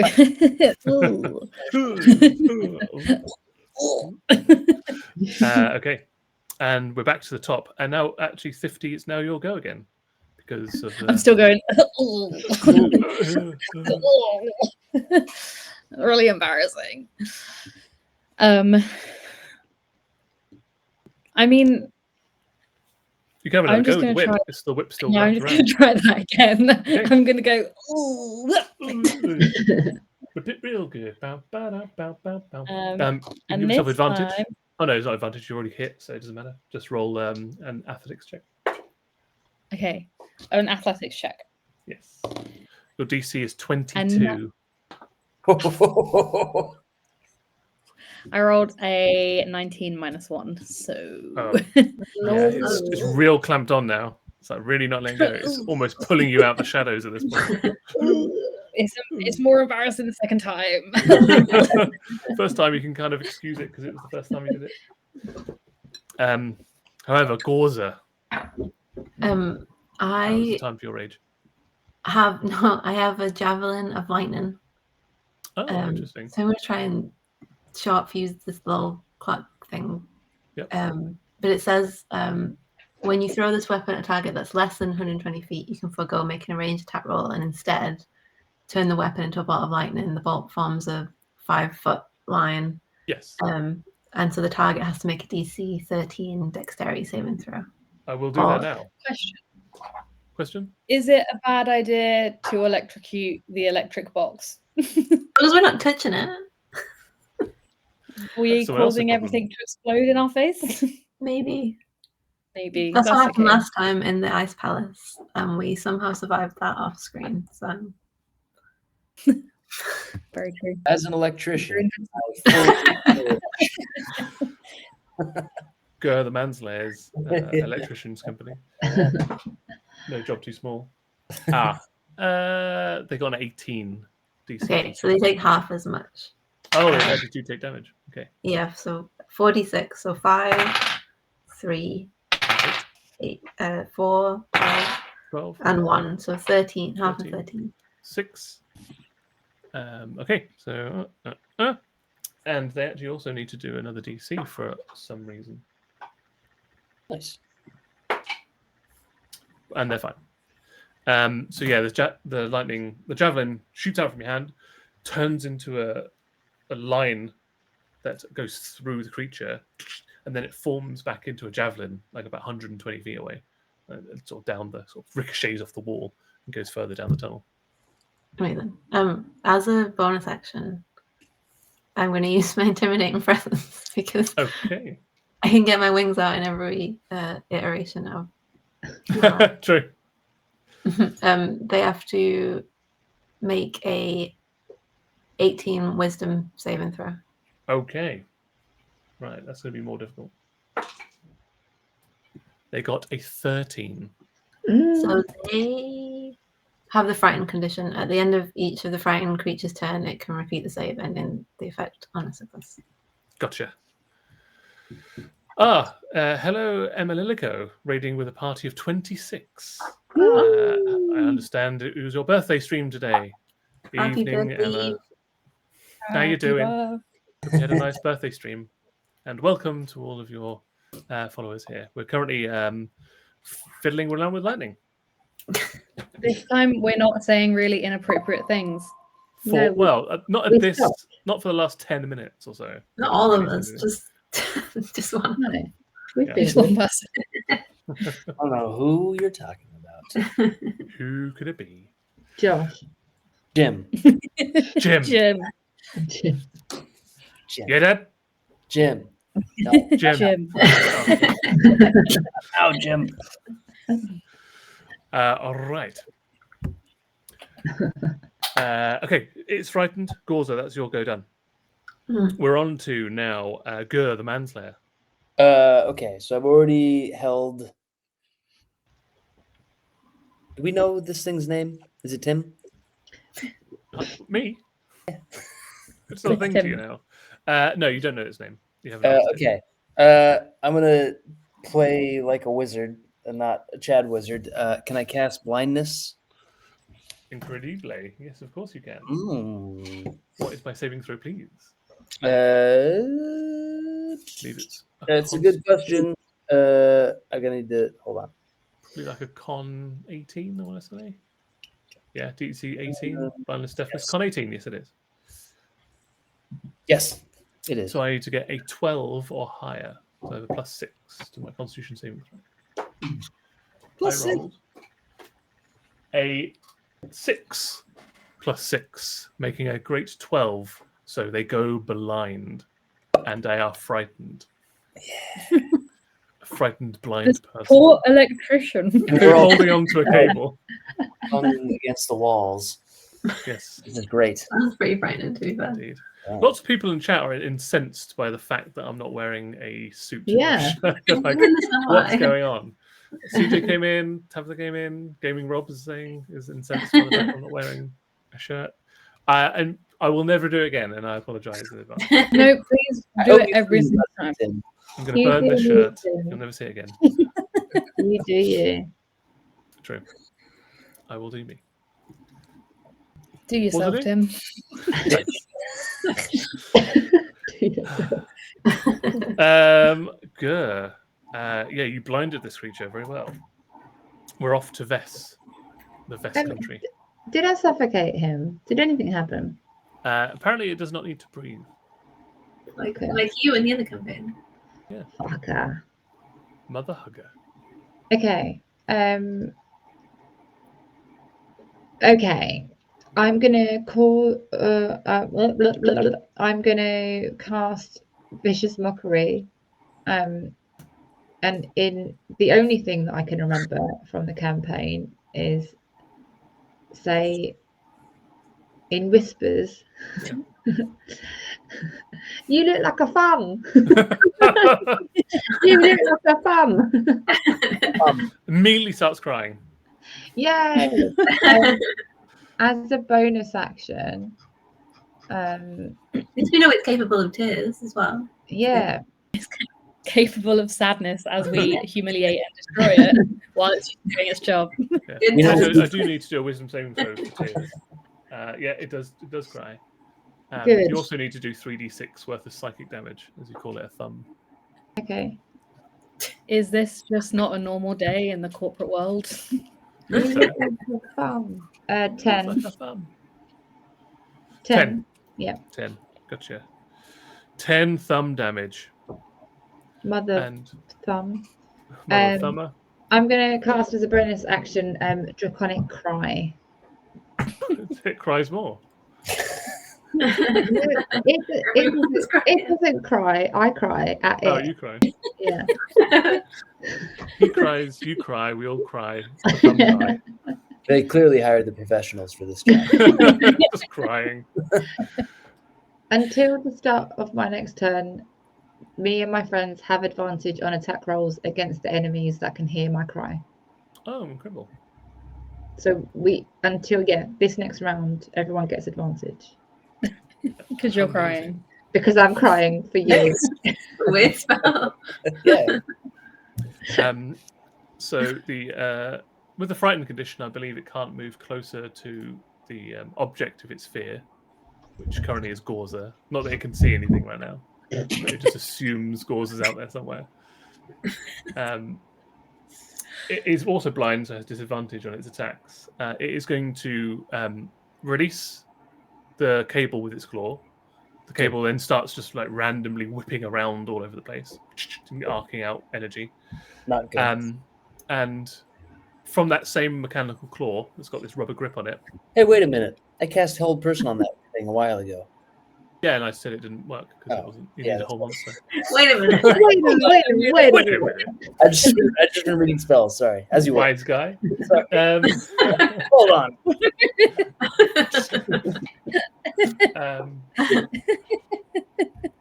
From its... Hey, Tim, tell me how to play this game. Hey, hang on. What is it? From like the forearm piece of this entirely clockwork arm snaps up like a little tube mechanism, almost like a telescope, which is telescopic in nature, and it does it sort of extends slightly. I can't say anything like and it just rakes the ceiling, but there's a very tight red beam of highly intense light, like a laser, just goes and just carves in an arc across the cavern ceiling. Wait, And what then? happens to the ceiling? we need Oh, that. it can actually need attack that 3 on. times with its laser.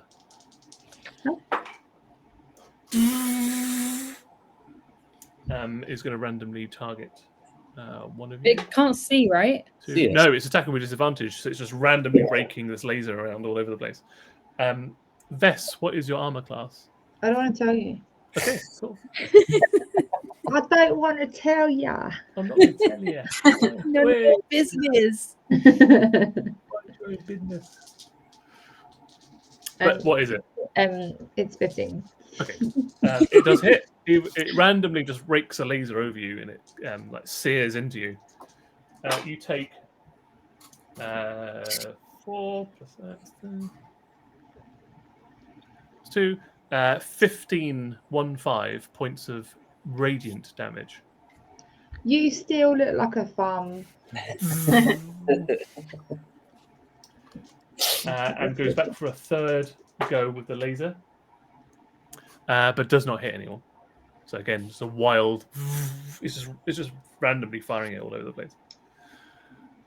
Done. That is its go over.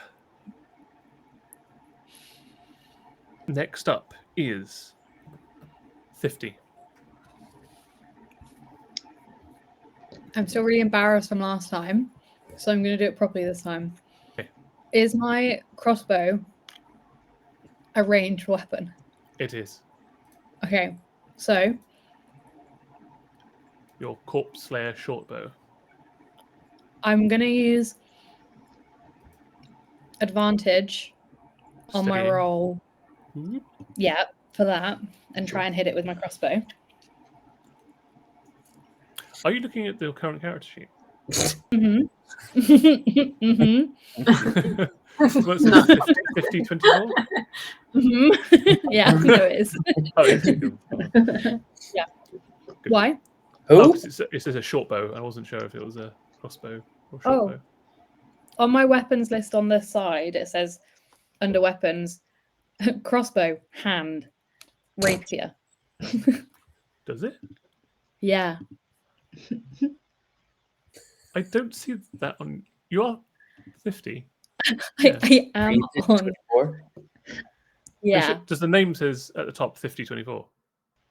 Yeah, but weirdly, I've just looked, and on my actions, my weapons are completely different. Ah, okay. And the weapons in my left-hand side bit. Oh, weird. You know where it has like saving that's the throws and weapons that sensitive? you can use, not the weapons you Damn can. it. Oh. Yeah. I don't know how to play this game. No, that's okay. I was like, Okay, but it's all right because I still have a short bow and it's You still do a have a ranged short- weapon. it is still a range. Yeah. But I don't have a whip, so No, I was like, maybe I that's just why let it didn't go. work. Because I was just That's going. fine. I'm sure you picked up a whip at some point. You had a whip. That's fine. I don't care. I got it from Jim's bag. Yes, exactly. We're not missing that. Okay. So I use my short bow Mhm. with advantage. Cool. Because then I can, after that, use, where's it gone? I had it a minute ago.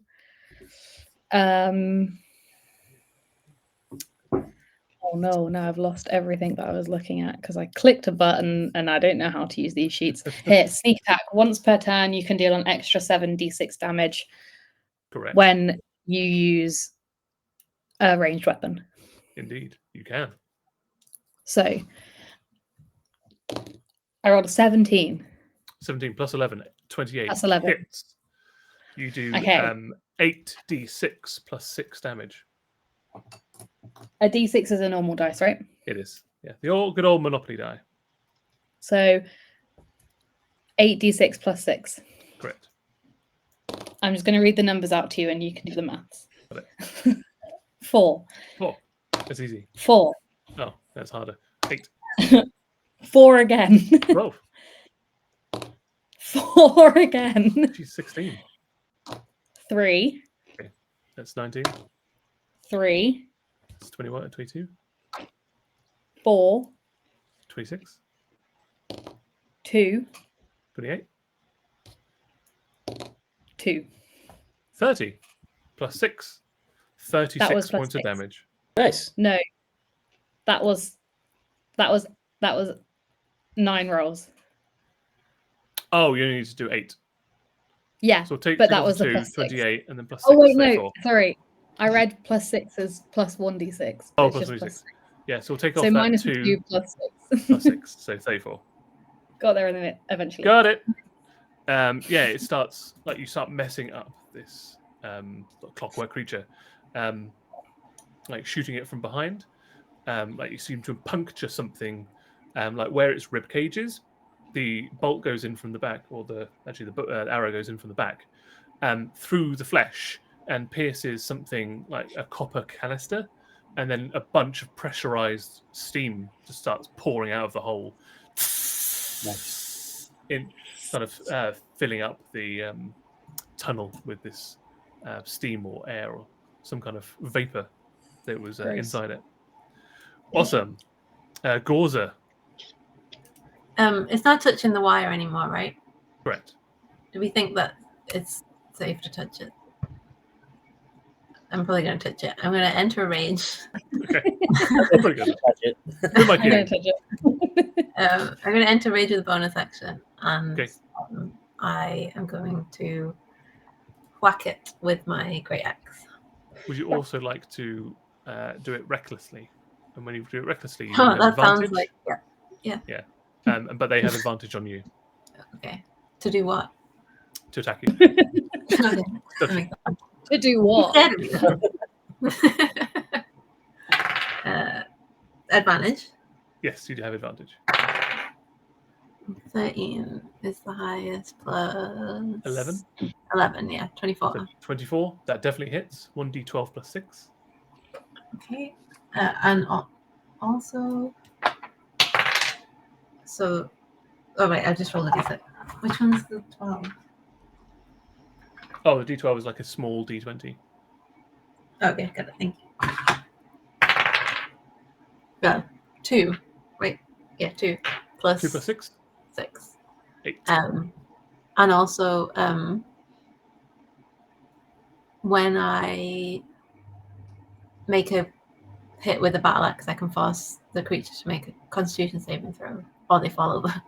Oh, nice.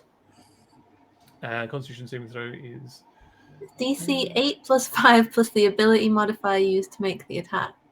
which is also 5, so 10, so 18. Fails. You sweep the legs out. Sweep the legs, Johnny. And it goes down hard on its back. Nice. You have a And I second get attack. 2 attacks, yeah. I'm Yes, just and gonna... you have advantage, but you already had advantage anyway. But now it's prone, you have advantage in melee range. 2, 6 plus 11, 12, 17.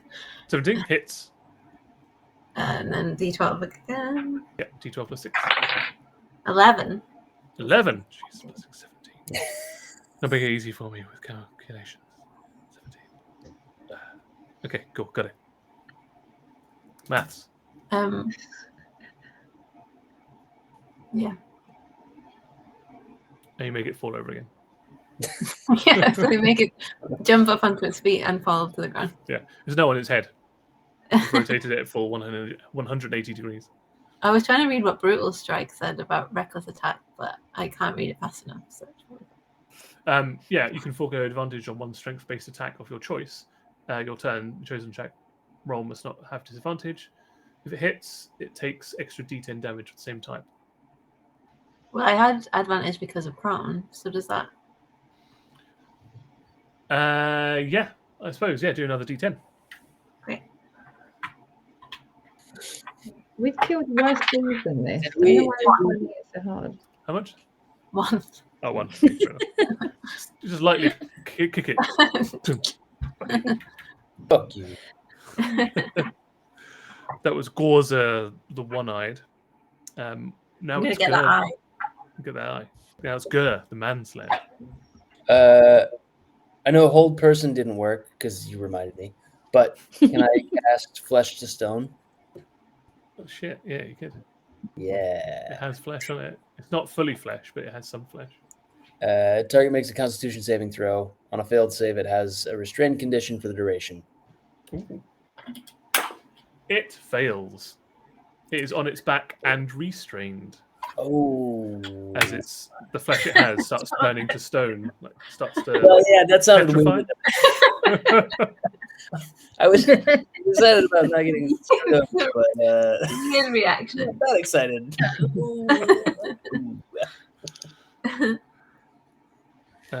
Awesome. Vess Coldcutter.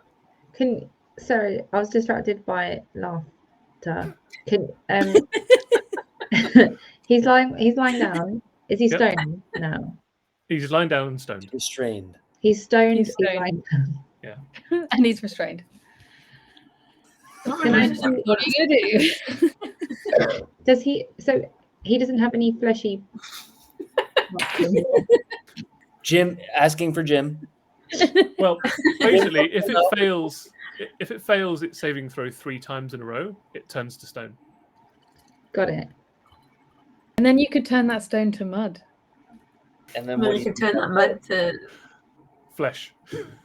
Oil. That's all right. To oil.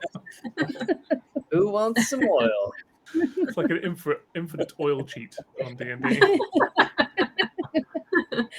Flesh to stone, stone to mud, mud to oil. Easy way. It's a solid business plan, okay? I can make a flask of oil a week. I don't need to lay down. We just have to sacrifice some electricians. just ring up Eon and be like, this is still not working. I don't know where the other engineer was. Like, this is the 10th time you've called this week.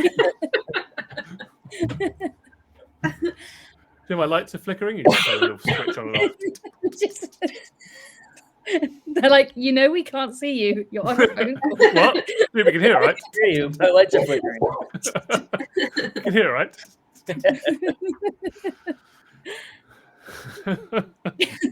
Sorry, Annie. Sorry, yeah, Bess. It's good. You're biding me time. It's all right. Okay.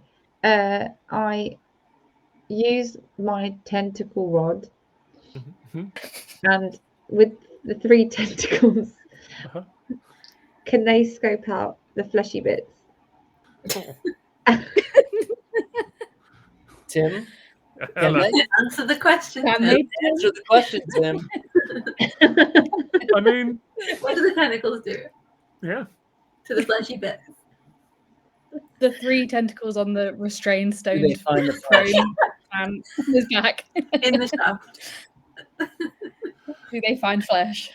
Oh. Tim, you should be here for this. I'm I'll put you on speakerphone really quick.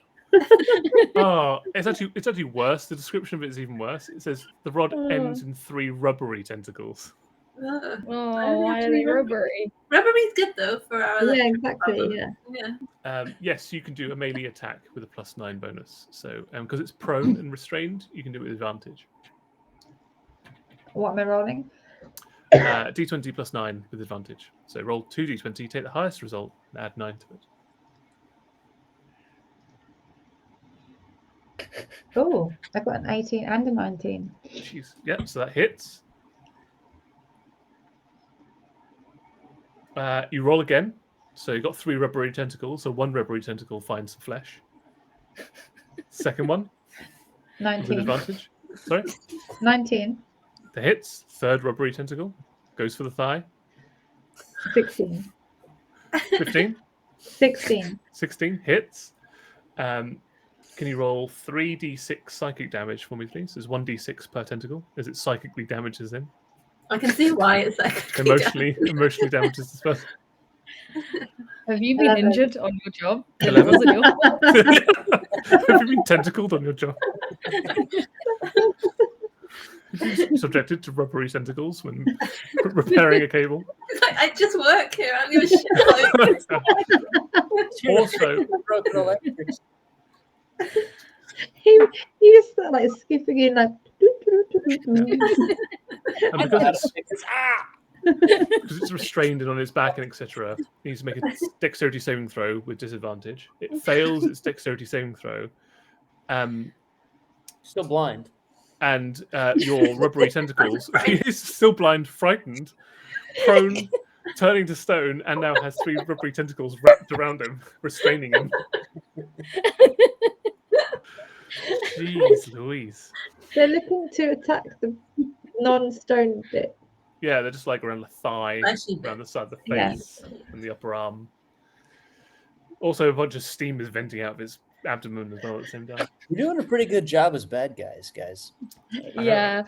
I'm also laughing at like legendary crab. Hey, do you want to just go get that thing for us? Okay, now live free. Honest, genuine electrician. Murder. Death. I feel like Murder him. if we take this thing's face off, it's just going to be a crab. Steering crabs. You got Old me. enemy. Blindness. Again, we haven't tried talking to him. We've just attacked. I asked his name a while ago, and Tim said it's me. So He said, Tim, what's your name? That's what a crab would say, to be fair. that is what a crab would say, Tim. It's me. It's me. Yeah, I guess if you want to ask its name, you can. It's too late. Yeah. Don't tell us anything at this point. I'm going to cast deafness on it. Okay. Well, it has just saved with blindness, so I don't know if this is better or worse for it, but it can now see again. It just opens its eyes and it's us leaning over it. Yeah, now that it can see, let me make it deaf. So from it is restrained, but restrained, I think it just isn't incapacitated. It can still move. So the same multifaceted arm that had the rubber grip and had the laser on it. The laser retracts back in, like collapses down, goes back in. The claw piece on the end kind of folds backwards, revealing a tube, like a cannon, and it points the cannon directly upwards at all of you standing over it, and then it goes thump, and like this canister, like a mortar, just goes boom out of it, and then and it explodes. Can anyone do a Constitution saving throw for me, please? Oh no. Oh, yeah. This fucking guy. This fucking electrician. This hard-working man. Oh, last time I fall for this. the old grenade in the arm trick. I got 26. Pass. 11. Fail. Oh, I rolled a 16, but I don't know what I added to. Oh, you would add it to auto saving throw. your Constitution saving throw. Plus Top left-hand corner. +3. Pass. Where, can you remind me where we find that again? So if you look at top left-hand side of your sheet, underneath Strength, Dexterity, Constitution, there's a little box. Okay, yeah. Thank There'll be you. a con plus something in there. Oh. I got a 5. 5. Okay. Oh, +1, 6. Hey! I'll do it. Gur, the manslayer, and Vest Coldcutter, when the grenade explodes, like a whole bunch of like lavender dust comes out of it, Why is that? and you inhale it, both inhale it, and you fall unconscious. Oh, fuck. You sort of stumble backwards, and then you just slip into consciousness. Am I getting electrocuted? No. Okay, cool. Did my No, just tentacles asleep. release themselves? Yes, you do. They do actually. Yeah, when you're incapacitated, which unconscious is, they slither back into the rod. I just don't want him to steal them. Tim. Yeah. I mean, yeah. Well, that's what happens. Still restrained though. Can't break out. Well, might break out. That's what it does break out of the restrained condition. Stands up and tries to move away. Uh-oh. Gorza and 50, you're still standing there. You get attacks of opportunity. You go first. Off you go, 50. I'll do what I did last time because that seemed to work pretty well. Okay. Well, you are in base-to-base Oh no, you aren't in base-to-base contact because you shot him last time. So actually, you don't get an attack of opportunity because you fired your arrow, which meant you were at range. So only Gorza, you would get an attack of opportunity. Then I'm gonna hit it with an axe. Hit him with an axe.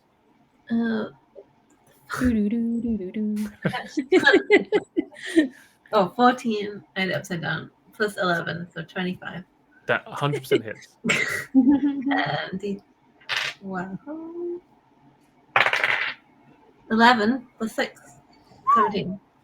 Okay, looking pretty bad, is like now limping away, but does manage to get free and starts running down the tunnel away from you. Whipping real good. That is my turn done. 50, your go. Can I cross short bow him now? You can He's short bow him running now. away. Yes. Okay, so with advantage is 11 plus 11. 22 definitely hits.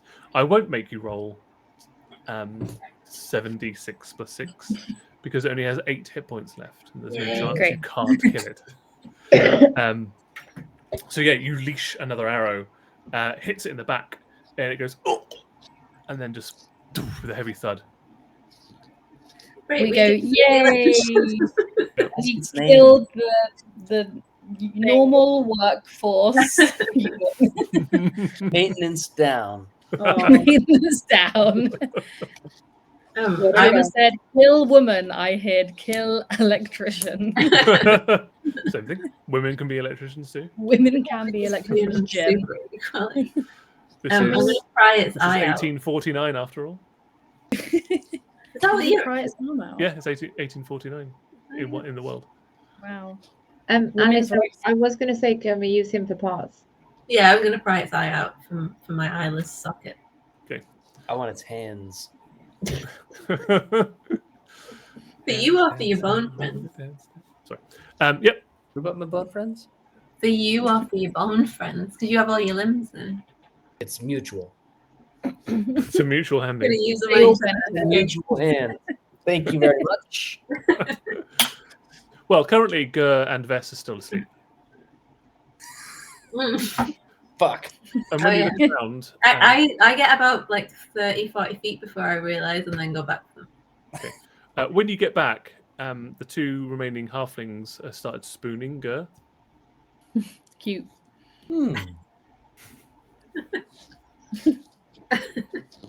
Just leave it at Fuck that. them away. End of episode.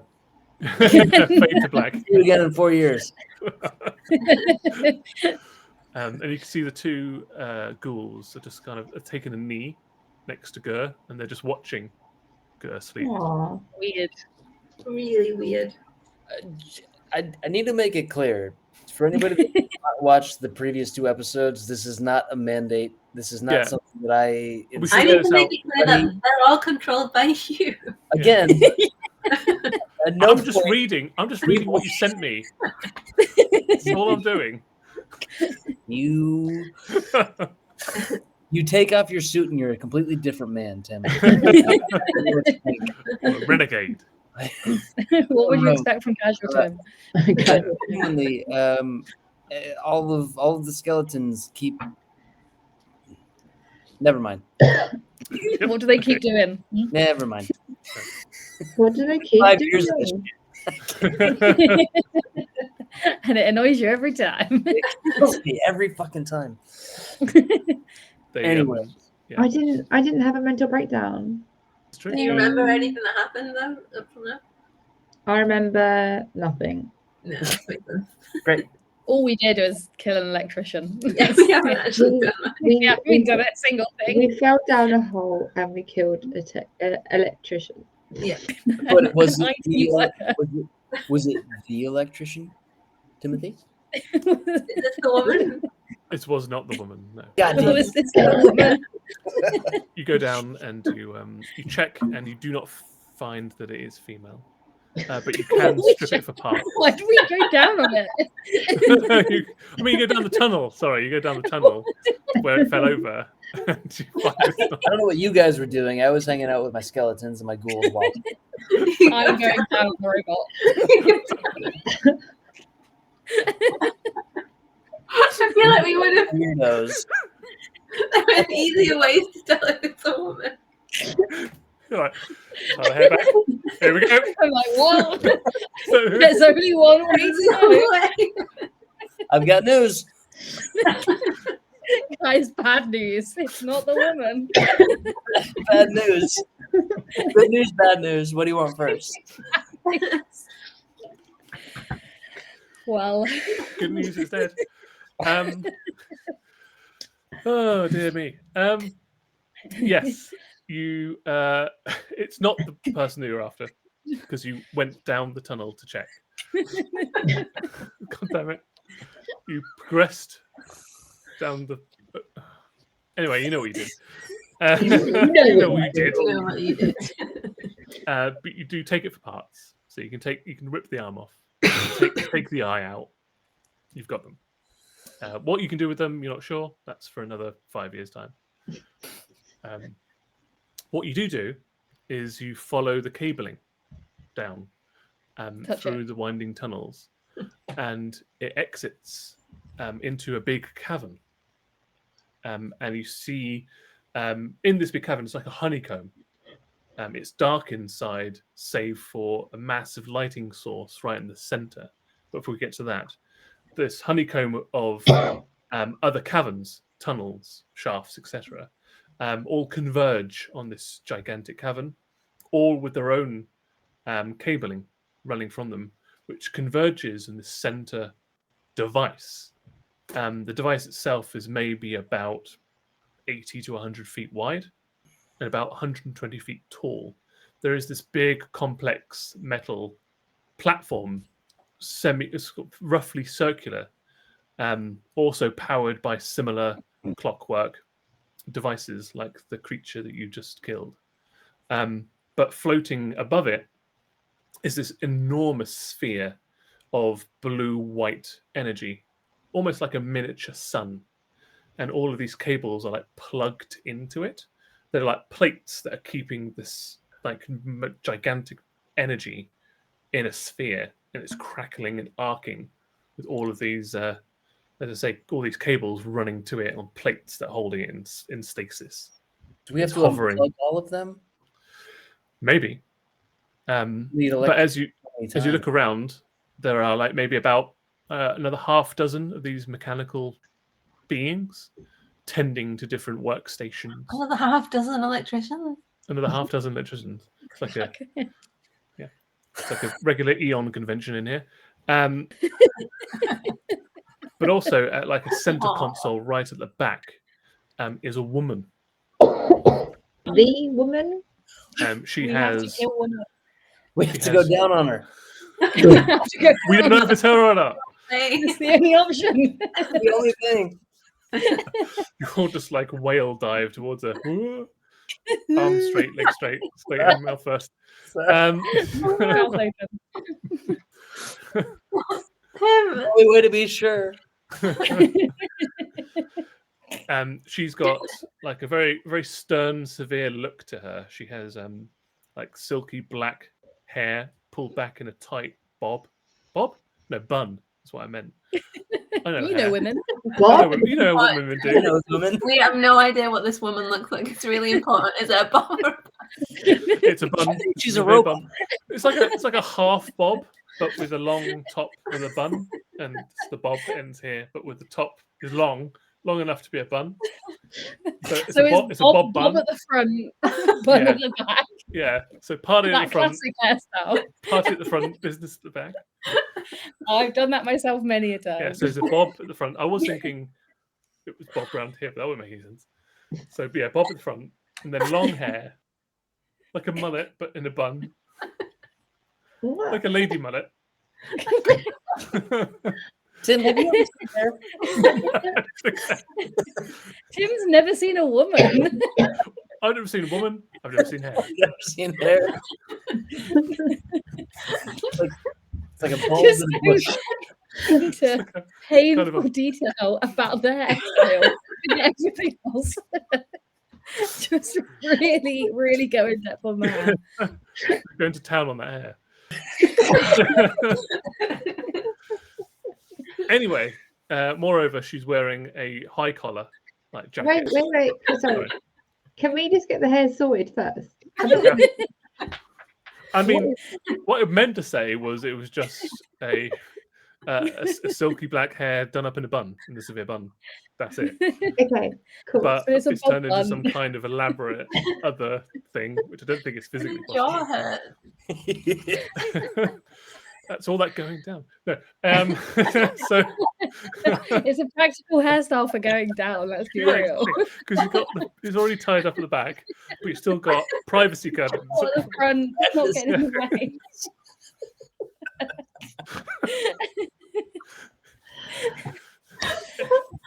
I'm so sorry. Who is this Tim? This is vacation Tim. He doesn't wear a suit. He's got a Lumberjack. flannel on. He imagines going down hairstyles. Privacy curtains. Yeah, I've written a whole many sketches of like viable hairstyles for when you're going down. Tim, Yeah. Anyway, That needs to be whoever was drawing stuff in the Discord. Can you draw like each of these hairstyles? all of these multitudes of hairstyles. Tim on the other side of all of them.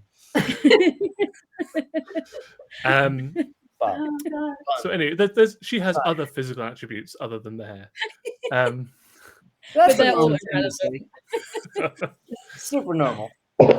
super normal hair. She seems to be like fey or elvish in some way. She's got quite angular features, again adding to the severity of her hairstyle, which we won't go into. Well, let's go back to the hairstyle quick. We won't return to that for now. Maybe next time. But yeah, she's got a high collar on, like a shirt with a jacket that does up with sort of a double-breasted, high-collared jacket, sort of big shoulder pads, tight sleeves, pantaloons tucked into knee-high boots. She has a sort of leather belt on with some tools around her belt.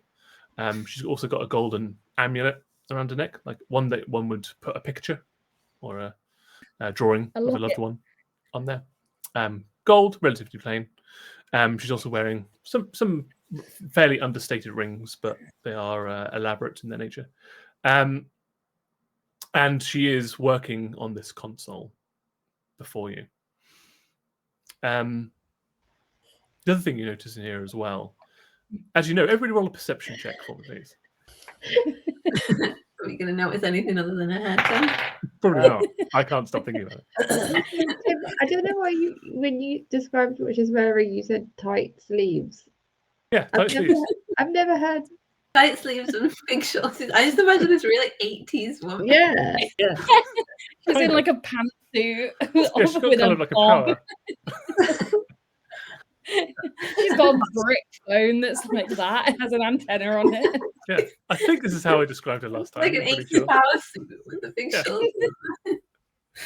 But also, how are they plain rings if they're so elaborate? Elaborate plain Like I'm rings. listening and I'm just like, I don't Plain. understand. So, I mean, they're understated and they're not like gaudy and filled with jewels and they're not shiny. But if one was to examine them, you would find that they are quite elaborate in their design and that they have like very subtle like filigree or etchings on them. But from a distance, they look relatively plain. Is this what happens when we pay attention to Tim? Is he been We saying realise that his I was just saying description- random Just random nonsense. nonsensical words. like, yeah, wait. Yeah, she's got short, long hair. She has a Plain tight, wide elaborate suit. rings. Big shoulders, Plain elaborate skinny rings. arms. Yeah. Ties it up in a bob bun. She's a man, not man.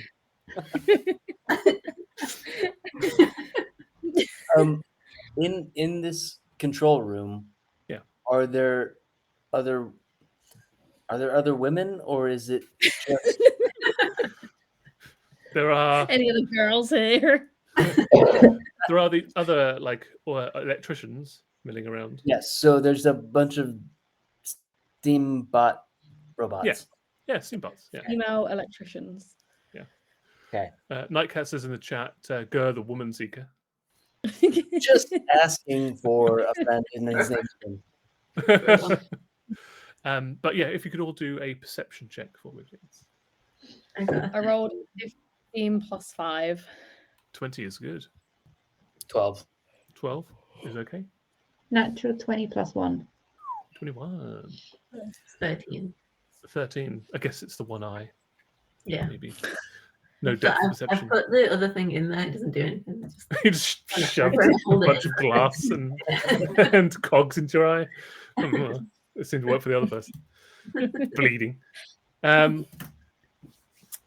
50 and Veskol Cutter. Diminutive yet very observant, the two of you are. Looking around. I don't know why I had to throw that in. It seemed unnecessary. Proud him. Small, weak women. Small, weak. I didn't say that bit.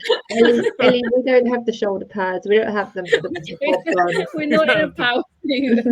We don't have tight sleeves. Our sleeves are loose. The only version of women that Tim respects. I just panicked. I don't know if I like calling it Tim. I didn't like my tight sleeves and wide shoulders. Quick, put your hair into a bob bun.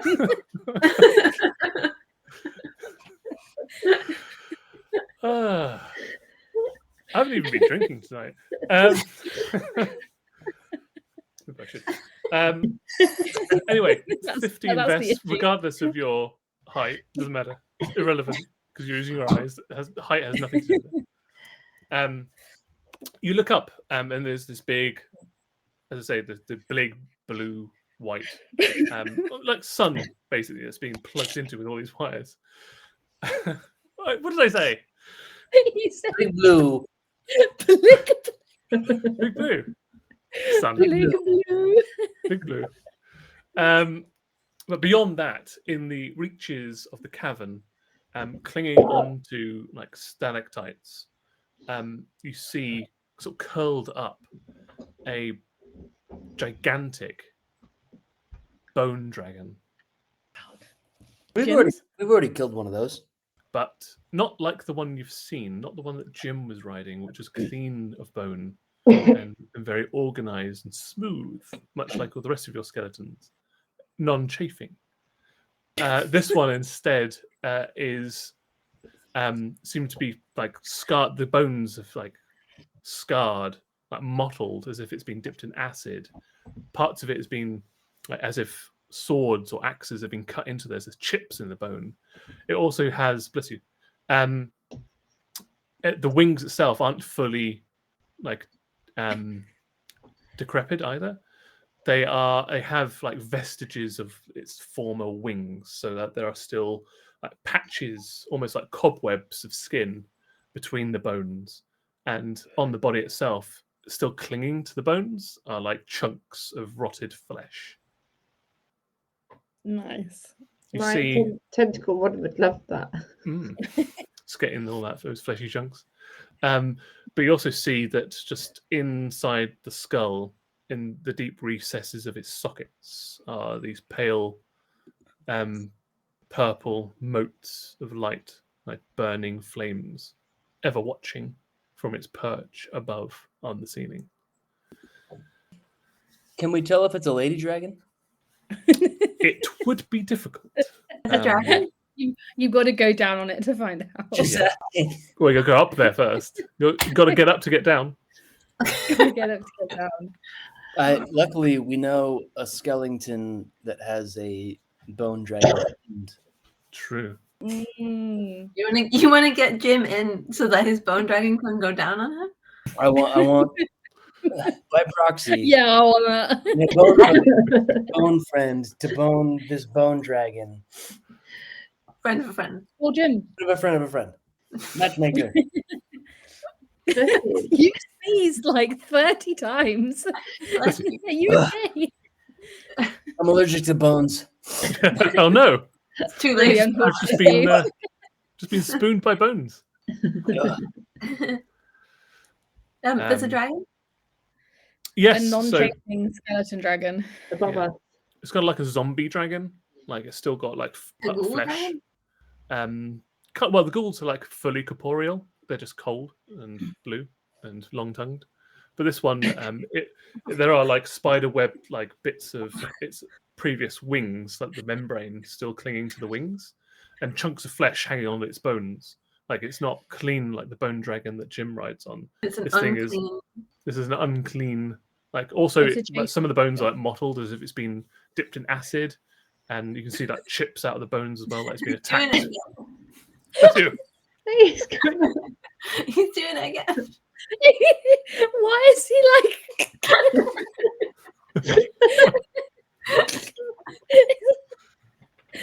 thrashing around? What? What? Jesus Christ. Are you You okay? guys all season 2? Fuck. Are you Why okay? are you physically? thrashing around in the back? I got spaces stuck in my noses and my ears. Fuck. I was trying to get out of the way. Like Dodge you those were sneezes. dabbing. It didn't work. Ugh. You guys hear that? Who was that? Who did What that? happened there? Some drive-by sneezed me. Are you alive now? I mean, I, for one, feel better. I don't know about you guys. Anyways, Back to the bones. I think we should call Jim and get the bone dragon. call Jim. As you're taking in like the rest of the cavern, the woman behind the control center, the woman. Guys, I think the mental breakdown has started.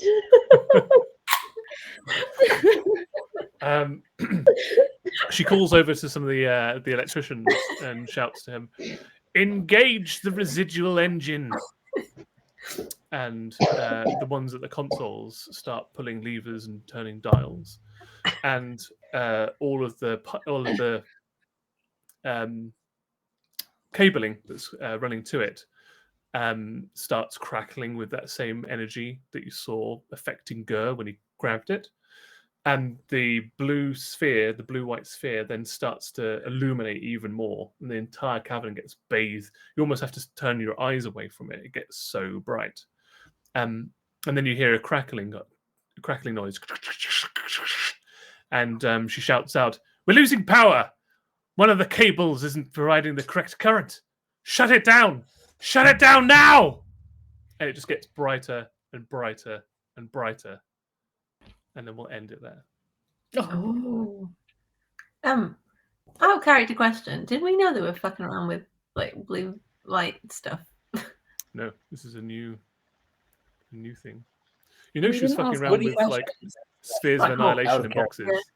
She likes spheres of things, but we didn't know about this light sphere thing. Wait, is this the lady who sent us the black hole? Yeah. Yeah, the woman. Crazy. The woman. Should have known. We have to kill her. We have to kill her. That's what we've been doing this whole That's all time. we know. But wow. there we go. So something might happen next week. It depends if. No. if you Or maybe it won't. Are we No. going Oh, well, actually, to- no, nothing will happen next week because we're not actually here.